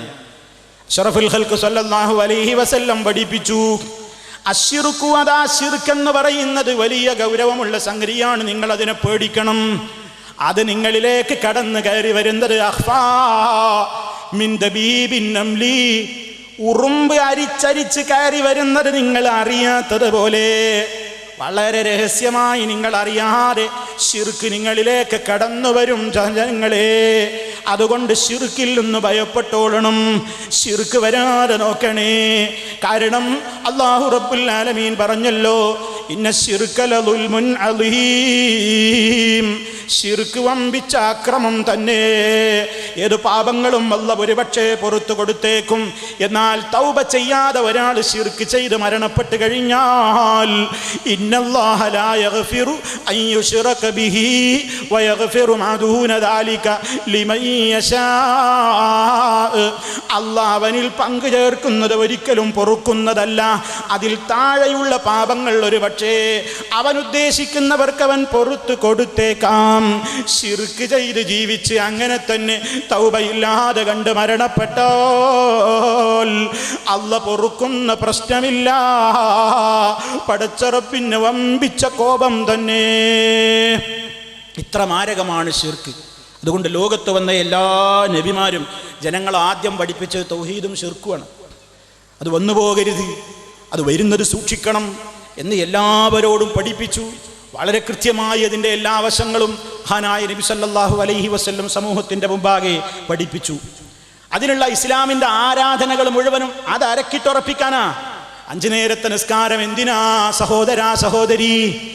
അള്ളാഹനെ മാത്രം ആരാധിക്കുവാൻ നമ്മെ ട്രെയിനിങ് നടത്തുകയാണ്, പരിശീലിപ്പിക്കുകയാണ്. അതേ, എല്ലാ കർമ്മങ്ങളും അങ്ങനെയാണ്. സക്കാത്ത് അതിനാണ്, നോമ്പ് അതിനാണ്, എല്ലാ കർമ്മങ്ങളും അതിനാണ്. മുഴുവനും അല്ലാഹ്ക്ക് സമർപ്പിക്കണം എന്നതാണ് ഇസ്ലാമിൻ്റെ നിയമം. എന്നാൽ നിങ്ങൾ ഓർക്കണം, ഈ പരിപാവനമായ ഹജ്ജ് കർമ്മത്തെ കുറിച്ച് പോലും ഈ പരിശുദ്ധമായ ഹജ്ജ് എന്ന് പറയുന്നത് ഒരു അന്താരാഷ്ട്ര ഉറൂസാണെന്നും അതൊരു അന്താരാഷ്ട്ര ആണ്ട് നേർച്ചയാണെന്നും നമ്മുടെ ചില ആളുകൾ അതാ എഴുതി പഠിപ്പിക്കുന്നു, സമൂഹത്തിൻ്റെ മുമ്പിൽ പ്രചരിപ്പിക്കുന്നു. എന്തു തോന്നുന്നു നിങ്ങൾക്ക്? പരിശുദ്ധ ഹജ്ജിനെ കുറിച്ച് എന്താ ചില മുസ്ലിയാക്കന്മാർ പറയുന്നത്? സാധാരണക്കാരെ നിങ്ങൾ മനസ്സിലാക്കണം, അതാ ഞങ്ങൾക്ക് സത്യമേ പറഞ്ഞു തരൂ എന്ന് നിങ്ങൾ വിശ്വസിക്കുന്ന അതേ മുസ്ലിയാക്കന്മാരതാ പരസ്യമായി എഴുതി വിടുകയാണ്, ഹജ്ജ് എന്ന് പറഞ്ഞാൽ അത് അന്താരാഷ്ട്ര ഉറൂസാണ്, വേൾഡ് അടിസ്ഥാനത്തിൽ നടക്കുന്ന വലിയ ഉറൂസാണത്രേ ഹജ്ജ്, ആണ്ട് നേർച്ചയാണ് പോലും. ഇത് കേൾക്കുമ്പോൾ എന്തു തോന്നും ഒരു മുസ്ലിമിൻ്റെ മനസ്സിൽ? കാസർഗോഡ് മംഗലാപുരം ഭാഗത്തുള്ളവർക്കാണെങ്കിൽ ഉറൂസ് എന്ന് കേൾക്കുമ്പോൾ ഒന്നുകിൽ തളങ്കര ഉറൂസ് ഓർമ്മ വരും, അതല്ലെങ്കിൽ ഉള്ളാളത്തെ ദർഗയിലെ സയ്യിദ് മദനിയുടെ ഉറൂസ് ഓർമ്മ വരും. ഇനി മലപ്പുറം ജില്ലയുടെ ഭാഗങ്ങളിലൊക്കെ ആണെങ്കിൽ അതാ പെരുമ്പടപ്പ് പുത്തൻപള്ളിയിലെ ആണ്ട് നേർച്ച ഓർമ്മ വരും, അതല്ലെങ്കിൽ മമ്പുറത്തെ ആണ്ട് നേർച്ച ഓർമ്മ വരും. അപ്പൊ രണ്ട് കൂട്ടർക്കും മനസ്സിലാകട്ടെ എന്ന നിലക്ക് തന്നെ ഹജ്ജ് എന്ന് പറഞ്ഞാൽ അത് അന്താരാഷ്ട്ര ഉറൂസും അന്താരാഷ്ട്ര ആണ്ട് നേർച്ചയുമാണെന്ന് വരെ തരം താഴ്ന്ന രീതിയിൽ ഈ ഇസ്ലാമിനെ കുറിച്ച് മോശമായി പറയുമ്പോൾ എൻ്റെ പ്രിയപ്പെട്ട ശ്രോതാക്കൾ മനസ്സിലാക്കണം വിഷയത്തിൻ്റെ ഗൗരവം എത്രയാണ്. ഹജ്ജ് ആണ്ട് നേർച്ചയാ? ഹജ്ജ് ഉറൂസാ? ഉറൂസും ആണ്ട് നേർച്ച എന്നൊക്കെ പറയുമ്പോൾ എന്താ മനുഷ്യന്മാർ മനസ്സിലാക്കുക? ഉള്ളാളത്തെ സയ്യിദ് മദനിയുടെ ദർഗയിലേക്ക് പോയാൽ എന്താ അവിടെ കാണാ? അവിടെ വലിയൊരു ജാറുണ്ടാകും, ഉണ്ട്, നല്ലൊരു ജാറ്. ആ ജാറത്തിൽ പച്ച പുതച്ചിട്ടുണ്ടാകും. ശരി, അവിടെ ഇങ്ങനെ വിളക്ക് കത്തുന്നുണ്ടാകും. അതെ, പെരുമ്പടപ്പ് പോയാലും അങ്ങനെ തന്നെയാണ്, പുത്തമ്പള്ളിയിൽ മമ്പറത്ത് പോയാലും അങ്ങനെ തന്നെ, ഭീമാപള്ളിയിൽ പോയാലും അങ്ങനെ തന്നെ. അപ്പോൾ ഉറൂസിനും ആണ്ട് നേർച്ചക്കൊക്കെ മനസ്സിൽ കാണുന്ന എന്താണ്? വലിയ മൂടി പുതച്ചൊരു ജാറുണ്ടാവും, അവിടെ വലിയൊരു വിളക്ക് കത്തുന്നുണ്ടാവും, അവിടെ ഇങ്ങനെ നേർച്ചപ്പെട്ടി ഉണ്ടാവും, അവിടെ ചന്ദനത്തിരി വെക്കുന്നുണ്ടാവും, അവിടെ ഇങ്ങനെ ആണും പെണ്ണൊക്കെ വന്നിട്ട് ഇങ്ങനെ കബർ മുത്തുന്നുണ്ടാകും.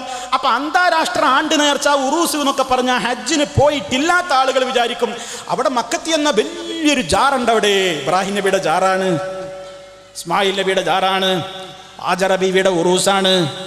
അപ്പോൾ ആരുടെ ആണ്ട് നേർച്ചയാ? ഇബ്രാഹിം നബിയുടെ, ഇസ്മായിൽ നബിയുടെ, ഹാജറ ബീവിയുടെ ആണ്ട് നേർച്ചയാണ് പോലും. ഇന്നാ ലില്ലാഹി വ ഇന്നാ ഇലൈഹി റാജിഊൻ. ഇബ്രാഹിം നബി അലൈഹിസ്സലാമിൻ്റെയും ഇസ്മായിൽ അലൈഹിസ്സലാമിൻ്റെയും ഹാജറ ബീവിയുടെയും ഒക്കെ ഉറൂസും ആണ്ട് നേർച്ചയും നടക്കുന്ന സ്ഥലമാണോ പരിശുദ്ധമായ മക്കയും മദീനയും?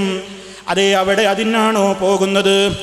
ആണ്ട് നേർച്ചക്ക് പോകുമ്പോ, ഉറൂസിന് പോകുമ്പോ സയ്യിദ് മദനിയോട് പോയിട്ട് വിളിച്ച് തേടാറുണ്ടല്ലോ. അപ്പൊ മക്കയിൽ പോകുന്നത് ആരോട് തേടാനായിരിക്കും? ഇബ്രാഹിം അലൈഹിസ്സലാമിൻ്റെ ആണ്ടാണെന്ന് പറയുമ്പോ അപ്പൊ ഇബ്രാഹിം അലൈഹിസ്സലാമിനോടൊരു തേട്ടമുണ്ടാകും എന്ന് സാധുക്കൾ വിചാരിക്കും. എന്നാ നിങ്ങളൊന്ന് ആലോചിച്ചു നോക്ക്, പരിശുദ്ധമായ ഹജ്ജ് കർമ്മം തുടങ്ങി അവസാനിക്കുന്നതിൻ്റെ ഇടയ്ക്ക് നമുക്ക് ആരെയൊക്കെ ഓർമ്മ വരും? ഞാൻ നേരത്തെ തന്നെ പറഞ്ഞില്ലേ, ഇബ്രാഹിം നബി അലൈഹി ഇസ്ലാമിനെ ഓർമ്മ വരൂലേ? വരും. ഇസ്മായിൽ നബി അലൈഹി ഇസ്ലാമിനെ ഓർക്കൂലേ? ഓർക്കും. ഹാജറ ബീവി റളിയല്ലാഹു അൻഹയെ ഓർക്കൂലേ? ഓർക്കും. നമ്മുടെ നേതാവ് അഷ്റഫുൽ ഖൽഖ് മുഹമ്മദുർ റസൂലുള്ളാഹി സ്വല്ലല്ലാഹു അലൈഹി വസല്ലമിനെ ഓർക്കൂലേ? ഓർക്കും. എല്ലാവരെയും ഓർമ്മ വരും. മൗലവിമാരെ, നിങ്ങൾക്ക് മരണപ്പെട്ടു പോയ അമ്പിയാക്കളൊക്കെ ഓർത്താൽ ശിർക്കല്ലേ? അങ്ങനെ ഓർക്കാൻ പാടുണ്ടോ? നമ്മളോട് ചില ആളുകൾ ചോദിക്കും, ചില വിഡ്ഢികൾ ജനങ്ങളെ ഒരുമിച്ച് കൂട്ടിയിട്ട് ചോദിക്കും, മുജാഹിദേ, നിന്നെ ഞാൻ വെല്ലുവിളിക്കുന്നു. എന്താ വെല്ലുവിളി? നീ എന്തിനാ മക്കത്ത് പോകുന്നത്? അവിടെ ഇബ്രാഹിം നബിനെ ഓർക്കൂലേ? ഇസ്മായിൽ നബിനെ ഓർക്കൂലേ? അല്ലാത്തവരെ ഓർത്താ ശിർക്കല്ലേ? നീ കുട്ടനെ ഇറക്കുന്നില്ലേ ദുൽഹജ്ജ് 10-ന്? ഉലൂഹിയത്ത് അറക്കൂലേ? നിന്റെ കുട്ടിയുടെ പേരിൽ അക്കീഖ അറക്കണില്ലേ? അല്ലാത്തവരെ പേരിൽ അറക്കാൻ പാടുണ്ടോ? അങ്ങനെ അള്ളാഹു അല്ലാത്തവരെ പ്രീതി ഉദ്ദേശിച്ചിട്ട് എന്നത് മാറ്റിവെച്ച് അല്ലാത്തവരെ ഓർക്കൂലേ അറക്കുമ്പോ എന്ന് പറഞ്ഞിട്ടതാ ജനങ്ങളെ കബളിപ്പിക്കുന്നു. ഓ പ്രിയപ്പെട്ട ശ്രോതാക്കളെ, പരിശുദ്ധമായ ഹജ്ജ് കർമ്മത്തിൻ്റെ ഇടക്ക് മഹാന്മാരെ ഓർമ്മ വരുന്നൊരു ശിർക്കാണോ? ഏത് മുജാഹിദാണത് പറഞ്ഞത്? എവിടെയാണ് ജനങ്ങളോട് പറഞ്ഞത്? ഇബ്രാഹിം അലൈഹിസ്സലാമിനെ ഓർത്തൂടാ, ഇസ്മായിൽ നബി അലൈഹിസ്സലാമിനെ ഓർത്തൂടാ, മഹാന്മാരെ ഓർത്തൂടാ എന്നാരെങ്കിലും പറഞ്ഞിട്ടുണ്ടോ? ഇല്ല, ഇല്ല. മറിച്ച് അവരെ വിളിച്ച് തേടുന്നതാണ് ശിർക്ക്. ഇബ്രാഹിം നബിയെ രക്ഷിക്കണേ എന്ന് പറയാൻ പാടില്ല, ഇസ്മായിൽ നബിയെ കാക്കണേ എന്ന് പറയാൻ പാടില്ല, ഹാജറ ഉമ്മ ബീവി എൻ്റെ രോഗം ശിഫയാക്കണേ എന്ന് പറയാൻ പാടില്ല.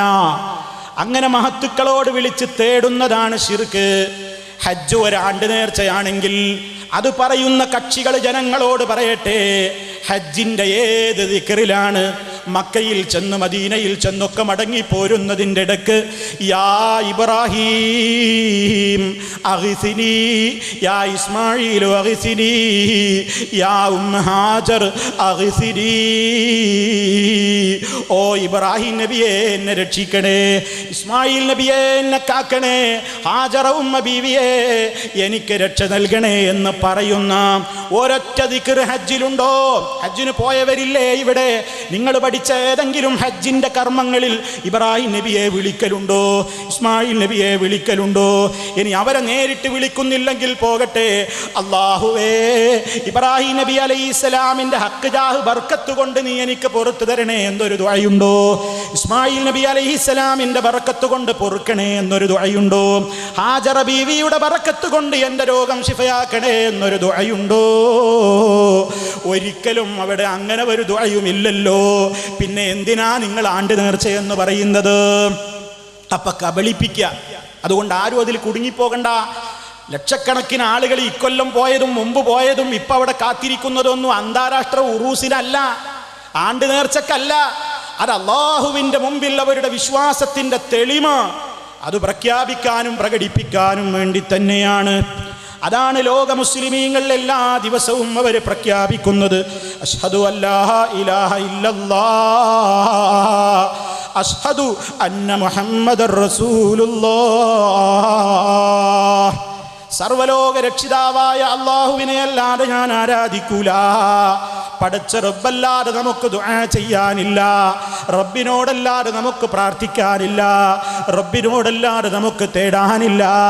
പരിശുദ്ധ ഖുർആൻ പറഞ്ഞില്ലേ, നബി സല്ലല്ലാഹു അലൈഹി വസല്ലമിനോട് പ്രഖ്യാപിക്കാൻ അല്ലാഹു ഏൽപ്പിച്ചില്ലേ, ഖുൽ ഇന്നമാ അദ്ഉ റബ്ബി വലാ ഉശ്രികു ബിഹി അഹദാ. പറയൂ നബിയേ, ഇന്നമാ അദ്ഉ റബ്ബി, ഞാൻ എൻ്റെ രക്ഷിതാവിനോട് മാത്രമേ ദുആ ഇരക്കുകയുള്ളൂ. വലാ ഉശ്രികു ബിഹി അഹദാ, ഞാൻ ആ രക്ഷിതാവിൽ ഒരാളെയും പങ്കു ചേർക്കൂല. ഒരാളെയും എന്ന് പറഞ്ഞാൽ അതിൽ എല്ലാവരും പെട്ടു. അതിൽ അമ്പിയാക്കളും പെട്ടു, ഔലിയാക്കളും പെട്ടു, മലക്കുകളും പെട്ടു, ജിന്നുകളും പെട്ടു, കല്ലും പെട്ടു, മരവും പെട്ടു, എല്ലാ വസ്തുക്കളും അതേ വ്യക്തികളും ശക്തികളും പെട്ടുകഴിഞ്ഞു. അല്ലാഹയോടല്ലാതെ ഞാൻ ദുആ ഇരക്കൂല. ഇസ്ലാമിൻ്റെ വളരെ കൃത്യമായ പ്രഖ്യാപനം തന്നെ.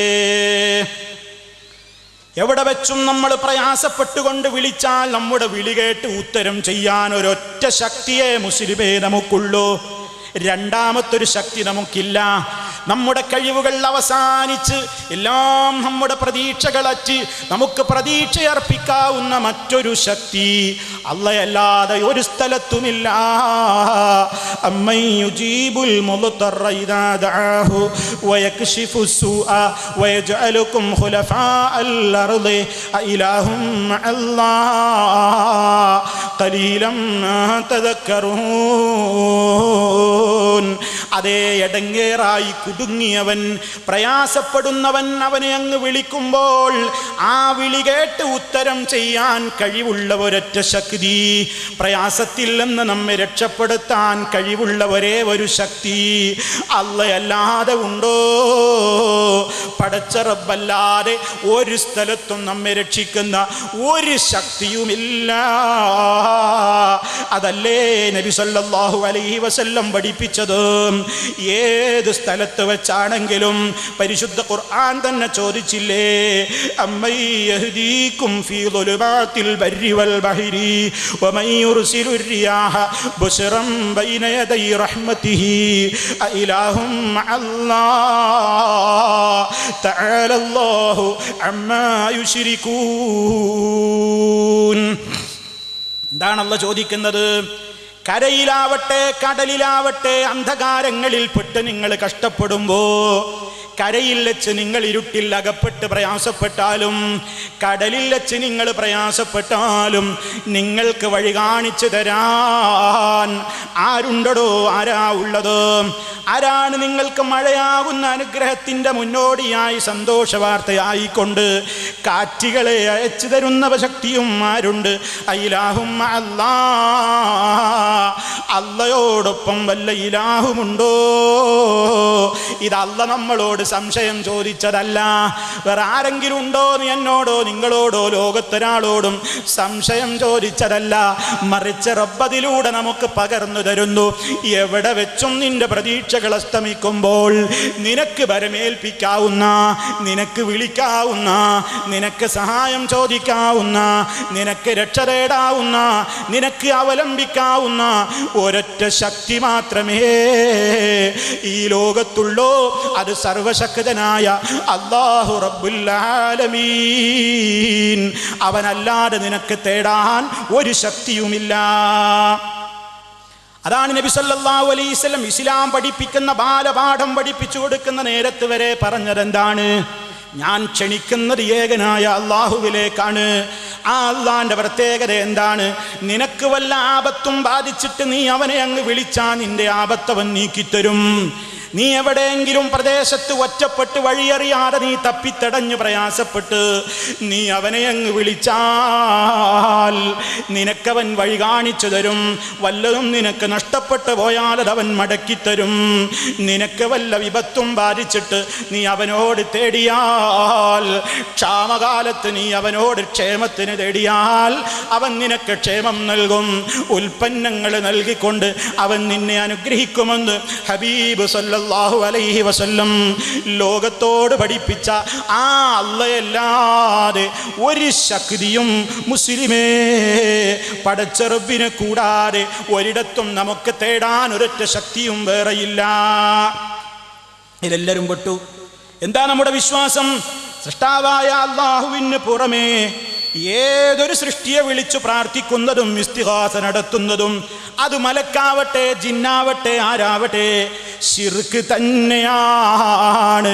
അത് വിജനപ്രദേശത്ത് വെച്ചാണെങ്കിലും ജനങ്ങളുള്ള സ്ഥലത്ത് വെച്ചാണെങ്കിലും എവിടെയായാലും അല്ലാഹുവോട് മാത്രമേ പ്രാർത്ഥിക്കാനും സഹായം തേടാനും പാടുള്ളൂ എന്നതാണ് ഇസ്ലാമിൻ്റെ അടിസ്ഥാന സിദ്ധാന്തമായ ഏകദൈവ ആരാധനയുടെ കാതലെന്ന് ലോകത്തൊരു മുസ്ലിമിനും തർക്കമില്ലല്ലോ. എന്നാൽ ഈ ഒരു കാര്യത്തിൽ അതേ ശരിയായ നിലക്ക് മുജാഹിദുകൾ ഇന്ന് തെറ്റിപ്പോയിരിക്കുന്നു എന്ന് പറയുന്ന ചില ആളുകളുണ്ട്. അതേ മുജാഹിദുകളെ സംബന്ധിച്ചിടത്തോളം അവരതാ അല്ലാഹു അല്ലാത്തവരെ വിളിച്ചു പ്രാർത്ഥിക്കുന്നവരാണെന്ന് മുസ്ലിയാക്കന്മാര് പറയുന്നുണ്ട്. അവർ ജിന്നുകളെ വിളിച്ച് തേടുന്നവരാണ്, ജിന്നുകളെ വിളിച്ചുകൊണ്ട് രക്ഷ തേടുന്നവരാണ് എന്നൊക്കെ പല രൂപത്തിലുള്ള പ്രചരണങ്ങളും പലരും പ്രചരിപ്പിക്കുന്നുണ്ട്. എന്നാൽ സഹോദരന്മാരെ, ഇല്ല ഇല്ല, അങ്ങനെ വാദമുള്ള ഒരു മുജാഹിദും ഇല്ല. ഇനി അഥവാ അങ്ങനെ വല്ലവരും വാദിച്ചുവെങ്കിൽ അവൻ മുജാഹിദുമല്ല. അതുകൊണ്ട് വളരെ കൃത്യമായി തന്നെ ഏത് കാലത്തും മാറ്റമില്ലാത്ത ഏറ്റവും വലിയ കൃത്യമായ വിശ്വാസം, എവിടെയും നമുക്ക് തേടാൻ അർഹതപ്പെട്ട ഒരൊറ്റ ശക്തിയേയുള്ളൂ. എന്നാൽ നിങ്ങൾ നോക്കണം, എന്നാൽ ഇവിടെ ജിന്നുകളോട് തേടുന്നവരുണ്ടോ? മലക്കുകളെ വിളിച്ച് സഹായം ചോദിക്കുന്നവരുണ്ടോ? മഹാത്മാക്കളെ വിളിച്ച് സഹായം ചോദിക്കുന്നവരുണ്ടോ? ഇവരൊക്കെ ഈ ലോകത്തുണ്ട്. നമുക്കറിയാം, ജാഹിലിയ്യ കാലത്ത് മുശ്രിക്കീങ്ങൾക്കൊരു സമ്പ്രദായമുണ്ടായിരുന്നു. അവരതാ ഒരു മരുഭൂമിയിലേക്ക് ഇറങ്ങിക്കഴിഞ്ഞാൽ ഖുർആൻ അവരെ സംബന്ധിച്ചു പറയുന്നു, അന്നഹു കാന റിജാലും മിനൽ ഇൻസി യഊദൂന ബിരിജാലിൻ മിനൽ ജിന്നി ഫസാദൂഹും റഹഖാ. അതേ മനുഷ്യന്മാരിൽ ചില ആളുകൾ ഉണ്ടായിരുന്നു, ജിന്നുകളിൽപ്പെട്ട ചില ആളുകളോട് അവർ കാവൽ ചോദിക്കാറുണ്ടായിരുന്നു. ഒരു സ്ഥലത്തേക്ക് അവർ ഇറങ്ങിക്കഴിഞ്ഞാൽ ആ മരുഭൂമിയിലുള്ള മല്ലൻ ജിന്നുകളോട് അവർ സഹായം ചോദിക്കും. അവിടെയുള്ള ചെറിയ ചെറിയ ജിന്നുകളുടെ ഷർറുകളിൽ നിന്ന് ഞങ്ങളെ കാക്കണേ എന്ന് പറഞ്ഞുകൊണ്ട് അവരെ വിളിച്ച് സഹായം തേടിയിരുന്ന മുശ്രിക്കുകൾ ഉണ്ടായിരുന്നു. അതേ ജിന്നുകൾക്കും മലക്കുകൾക്കുമൊക്കെ സ്വന്തമായി പേര് കൊടുത്ത് ആ ജിന്നുകളെയും മലക്കുകളെയും ഒക്കെ വിളിച്ചോളാൻ പറയുന്നവർ മുജാഹിദുകളിലില്ല. മറിച്ചതാർക്കാ ഉള്ളത്?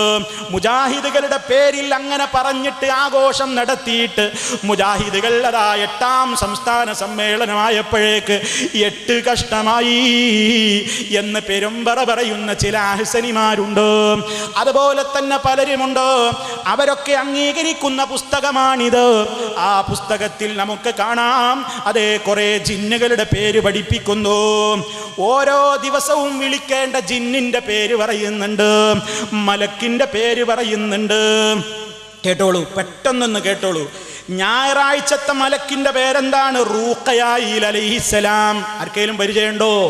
നിങ്ങൾക്കാർക്കെങ്കിലും പരിചയമുണ്ടോ ഒരു റൂഖയായിലിനെ? എന്നാ മുസ്ലിയാക്കൾ പറയുന്നു ഞായറാഴ്ച നിങ്ങൾ വിളിക്കേണ്ട മലക്കിന്റെ പേര് റൂഖയായിലാണ്. അന്ന് നിങ്ങൾ വിളിക്കേണ്ട ജിന്നുമുണ്ടത്രേ, ആ ജിന്നിന്റെ പേര് മുദ്ഹിബ് എന്നാണ്. മുജാഹിദ് എഴുതിയതല്ല. ഇത് ഖുറാഫികൾ എന്ന് പറയുന്ന പടച്ച റബ്ബല്ലാത്തവരെ വിളിച്ചു പ്രാർത്ഥിച്ചു കൊണ്ടിരിക്കുന്ന കക്ഷികൾ ഇപ്പൊ സന്തോഷിച്ചു കൊണ്ട് പറയുന്നു, വന്നോ മുജാഹിദേ ഞങ്ങളിലേക്ക്, നിങ്ങളും ജിന്നുകളോട് പ്രാർത്ഥിക്കുന്നവരാണ്, നിങ്ങളും മലക്കുകളോട് പ്രാർത്ഥിക്കുന്നവരാണ് എന്ന പച്ചക്കള്ളം മുജാഹിദുകൾക്കിടയിലേക്ക് പ്രചരിപ്പിച്ചുകൊണ്ട് വന്നോ ഞങ്ങളുടെ കൂട്ടത്തിലേക്കെന്ന് പറയുന്ന ആ വിഭാഗത്തിൻ്റെ ആളുകളോട് പറയട്ടെ, അതേ ഞായറാഴ്ച റൂഖയായിലിനെ വിളിക്കണമല്ലേ? മുദ്ഹിബ് എന്ന് പറയുന്ന ജിന്നിനെയാണത്രേ ഞായറാഴ്ച വിളിക്കേണ്ടത്.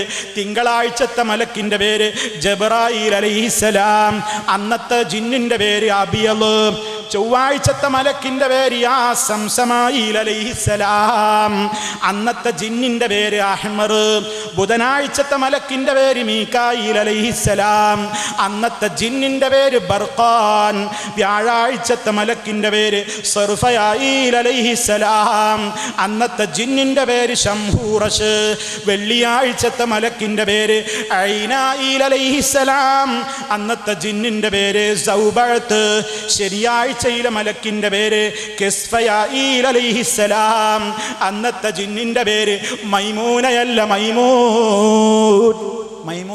മൈമൂൻ, അന്നത്തെ ജിന്നിന്റെ പേരാ. അപ്പൊ ഇങ്ങനെയൊക്കെ എന്നിട്ട് ഇവരെ വിളിക്കേണ്ട കോലം, ഇവരെയൊക്കെ വിളിക്കേണ്ട കോലം എന്താ? ഫാത്തിഹയൊക്കെ ഓതിയിട്ട് എന്ത് പറയണം? അജിബിയാ റുഖയായിൽ സമീഅൻ മുത്തിയാ. ഓ റുഖയായിലെ ഉത്തരന്താ? സമീഅൻ മുത്തിയാ, ഞാൻ പറയുന്നത് കേട്ട് ഉത്തരം ചെയ്യ്. അൻത, നീ മാത്രമല്ല, വഹാദിമുക, മലക്കേ, നിന്റെ ഹാദിമായ നിന്റെ സേവകനായ മുദ്ഹിബ് ജിന്നിനോടും ഞങ്ങൾ പറയുന്നു ഉത്തരം തരണേന്ന്. ഇങ്ങനെ ഓരോരുത്തരെയും വിളിച്ചു തേടാൻ ലൈസൻസ് നൽകുന്ന ഈ പുസ്തകം ഇവരാണ് പറയുന്നത്, മുജാഹിദേ നിങ്ങളിപ്പോൾ ജിന്നിനോട് പ്രാർത്ഥിക്കാൻ തുടങ്ങി, മലക്കിനോട് പ്രാർത്ഥിക്കാൻ തുടങ്ങി, വന്നോ ഞങ്ങളുടെ കൂട്ടത്തിലേക്കെന്ന് വിളിച്ചു വരുത്തുന്നുവെങ്കിൽ ഇല്ല, ഒരു മുജാഹിദിനെയും നിങ്ങളുടെ വിശ്വാസത്തിലേക്ക് ഖിയാമത്ത് നാൾ വരെ കിട്ടൂല. ഇനി ഏതെങ്കിലും ഒരു മുജാഹിദ് പറയുകയാണ് ജിന്നിനോട് തേടാം, ജിന്നിനെ വിളിച്ചു പ്രാർത്ഥിക്കാമെന്ന് ഏതെങ്കിലും ഒരു മുജാഹിദ് പറയുന്നുവെങ്കിൽ അവൻ മുജാഹിദല്ല. ഇതാണ് ലോക മുസ്ലിമീങ്ങളോട് മുവഹിദുകൾക്ക് പറയാനുള്ളത്. അതുകൊണ്ട് പ്രിയമുള്ളവരെ, ജിന്നിനെയും മലക്കിനെയും തേടിയാലും ശിർക്ക് തന്നെ.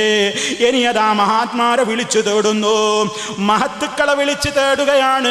അതേ ലൈസൻസ് കൊടുത്തു കഴിഞ്ഞു. വല്ലേ നീലെത്തീന്നും എന്നെ വിളിപ്പോർക്ക് വൈകൂടാവുത്തീരം ചെയ്യും ഞാനെന്നോവറി. വല്ല നിലത്തിന്നും എന്നെ വിളിച്ചവർക്ക് വായുകൂടാ ഉത്തരം ഞാൻ ചെയ്യും. ആരാ പറയുന്നത്? അല്ല, അല്ല പറഞ്ഞതല്ല. അല്ല പറഞ്ഞത് മുസ്ലിമീങ്ങൾ വിശ്വസിക്കുന്നുണ്ട്. അല്ല പറഞ്ഞത് മുസ്ലിമീങ്ങൾ വിശ്വസിക്കുന്നുണ്ട്. അല്ല പറഞ്ഞിട്ടുണ്ട്, നീ എന്നെ വിളിച്ചോ, ഉദുഊനി അസ്തജിബ് ലക്കും, എന്നെ വിളിച്ചോ ഞാൻ ഉത്തരം ചെയ്യാം. ആ പറയുന്നത് പോലെ പറയാൻ അവകാശം ഇവിടെ ആർക്കാ ഉള്ളത്? അതിലൊരു മലക്കിനും അവകാശമില്ല, ഒരു ജിന്നിനും അവകാശമില്ല, ഒരു നബിക്കും അവകാശമില്ല, ഒരു വലിയനും അവകാശമില്ല. അവരാരും അങ്ങനെ പറഞ്ഞിട്ടുമില്ല. അതേ അവസരത്തിൽ അതാ മുഹീദ്ദീൻ ശൈഖിനോട് പൊരിശമുണ്ട് എന്ന് പറയുന്ന ആളുകൾ മുഹീദ്ദീൻ റാത്തീബിലൂടെയും റിഫാഴി റാത്തീബിലൂടെയും മുഹീദ്ദീൻ മാലയിലൂടെയും മൗലൂദിലൂടെയും ഒക്കെ അതാ വിളിച്ചു തേടുന്നു.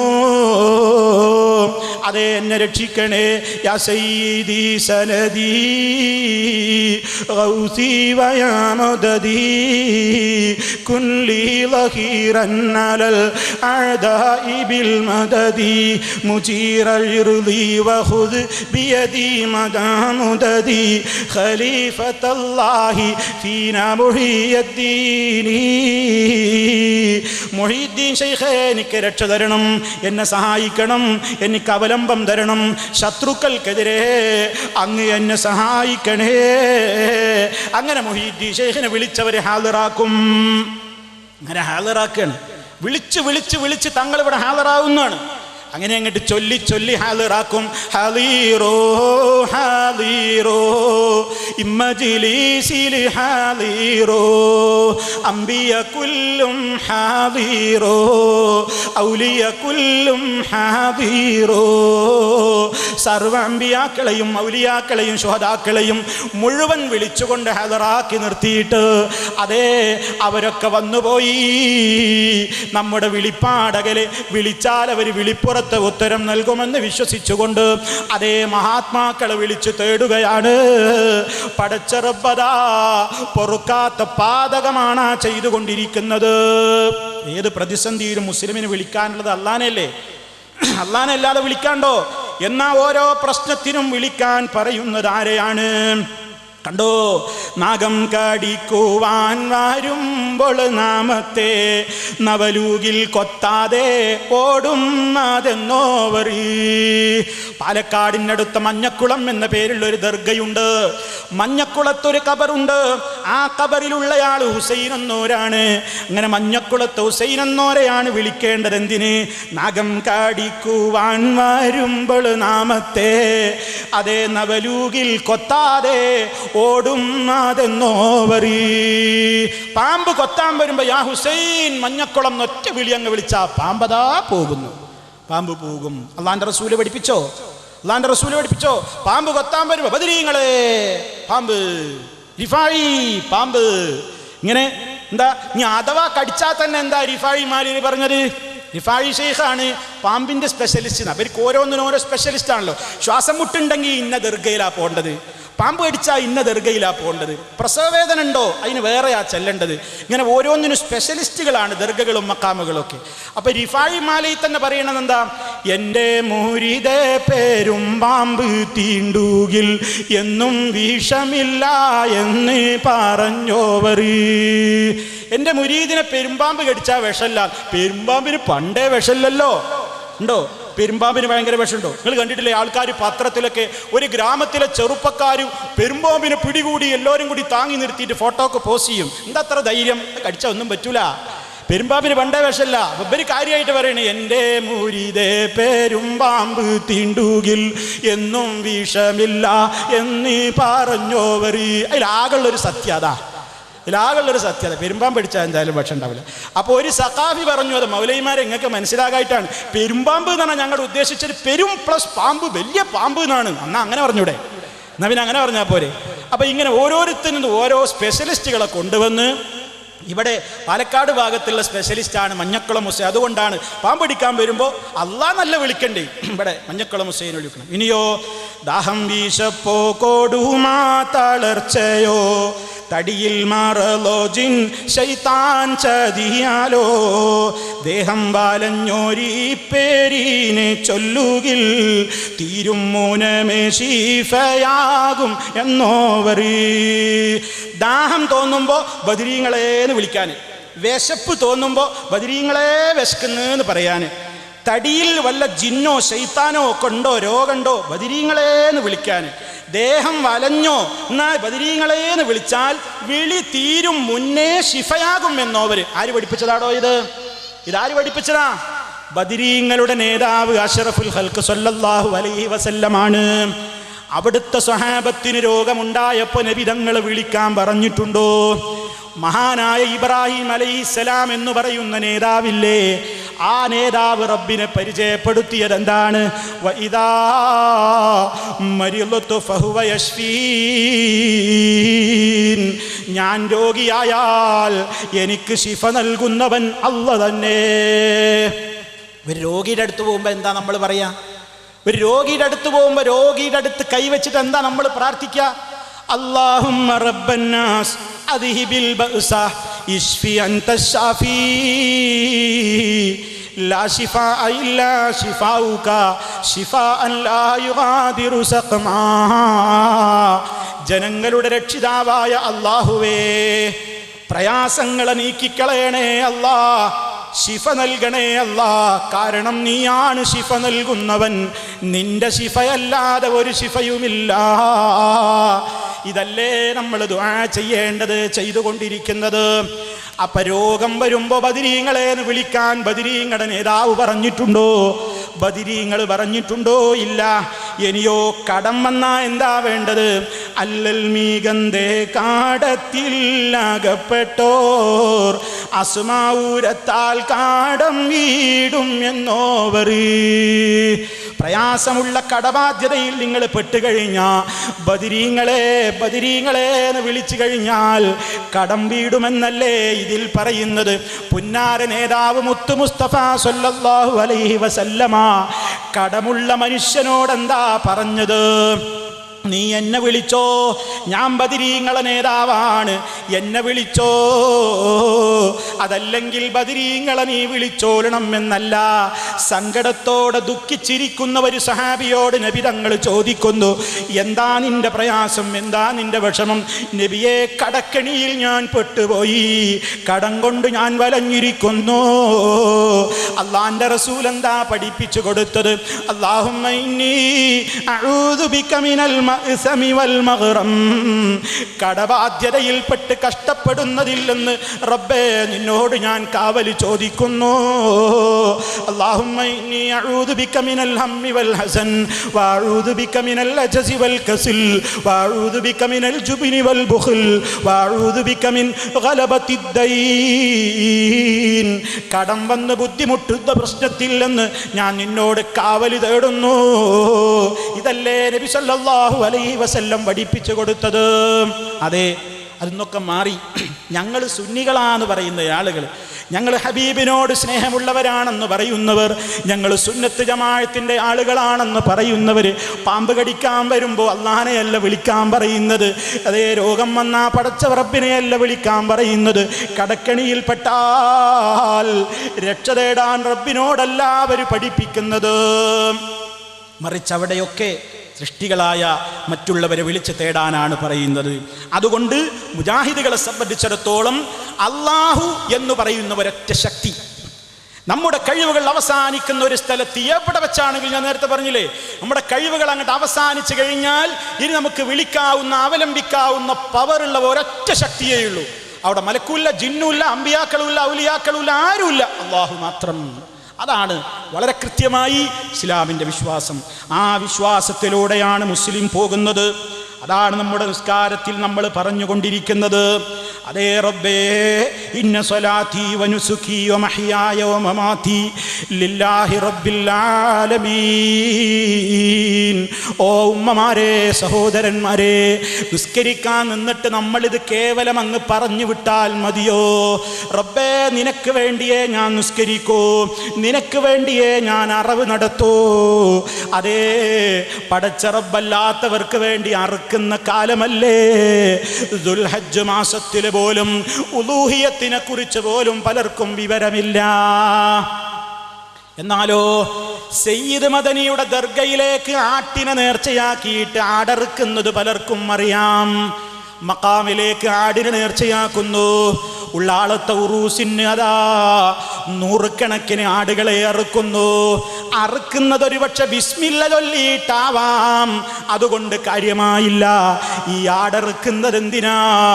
സയ്യിദ് മദനിയുടെ പ്രീതിക്ക് വേണ്ടി തന്നെ. സയ്യിദ് മദനി എന്നെ ആപത്തിൽ നിന്ന് രക്ഷിക്കും, സയ്യിദ് മദനി എനിക്ക് ചില അനുഗ്രഹങ്ങൾ തരും, അത് അല്ലാഹു കൊടുത്ത കഴിവ് കൊണ്ട് മഹാനവറുകൾ തരും എന്ന് പറഞ്ഞ് ദർഗയിലും മഖാമുകളിലും ഉറൂസുകളിലുമൊക്കെ പടച്ച റബ്ബല്ലാത്തവർക്ക് വേണ്ടി അറവ് നടത്തുന്നു, ബദരീങ്ങൾക്ക് വേണ്ടി അറവ് നടത്തുന്നു, മുഹീദ്ദീൻ ശൈഖിന് വേണ്ടി അറവ് നടത്തുന്നു, മമ്പറത്തെ തങ്ങൾക്ക് വേണ്ടി അറവ് നടത്തുന്നു. അങ്ങനെ പലർക്കും വേണ്ടി അറവ് നടത്തുന്നു. പരിശുദ്ധമായ ഇസ്ലാമിൻ്റെ നിയമം എന്താണ്? ലഅനല്ലാഹ് മൻ ദബഹ ലിഗൈരില്ലാഹ്. അല്ലാഹയല്ലാത്തവർക്ക് വേണ്ടി അറവ് നടത്തിയവനെ അല്ലാഹ് ശപിച്ചിരിക്കുന്നു.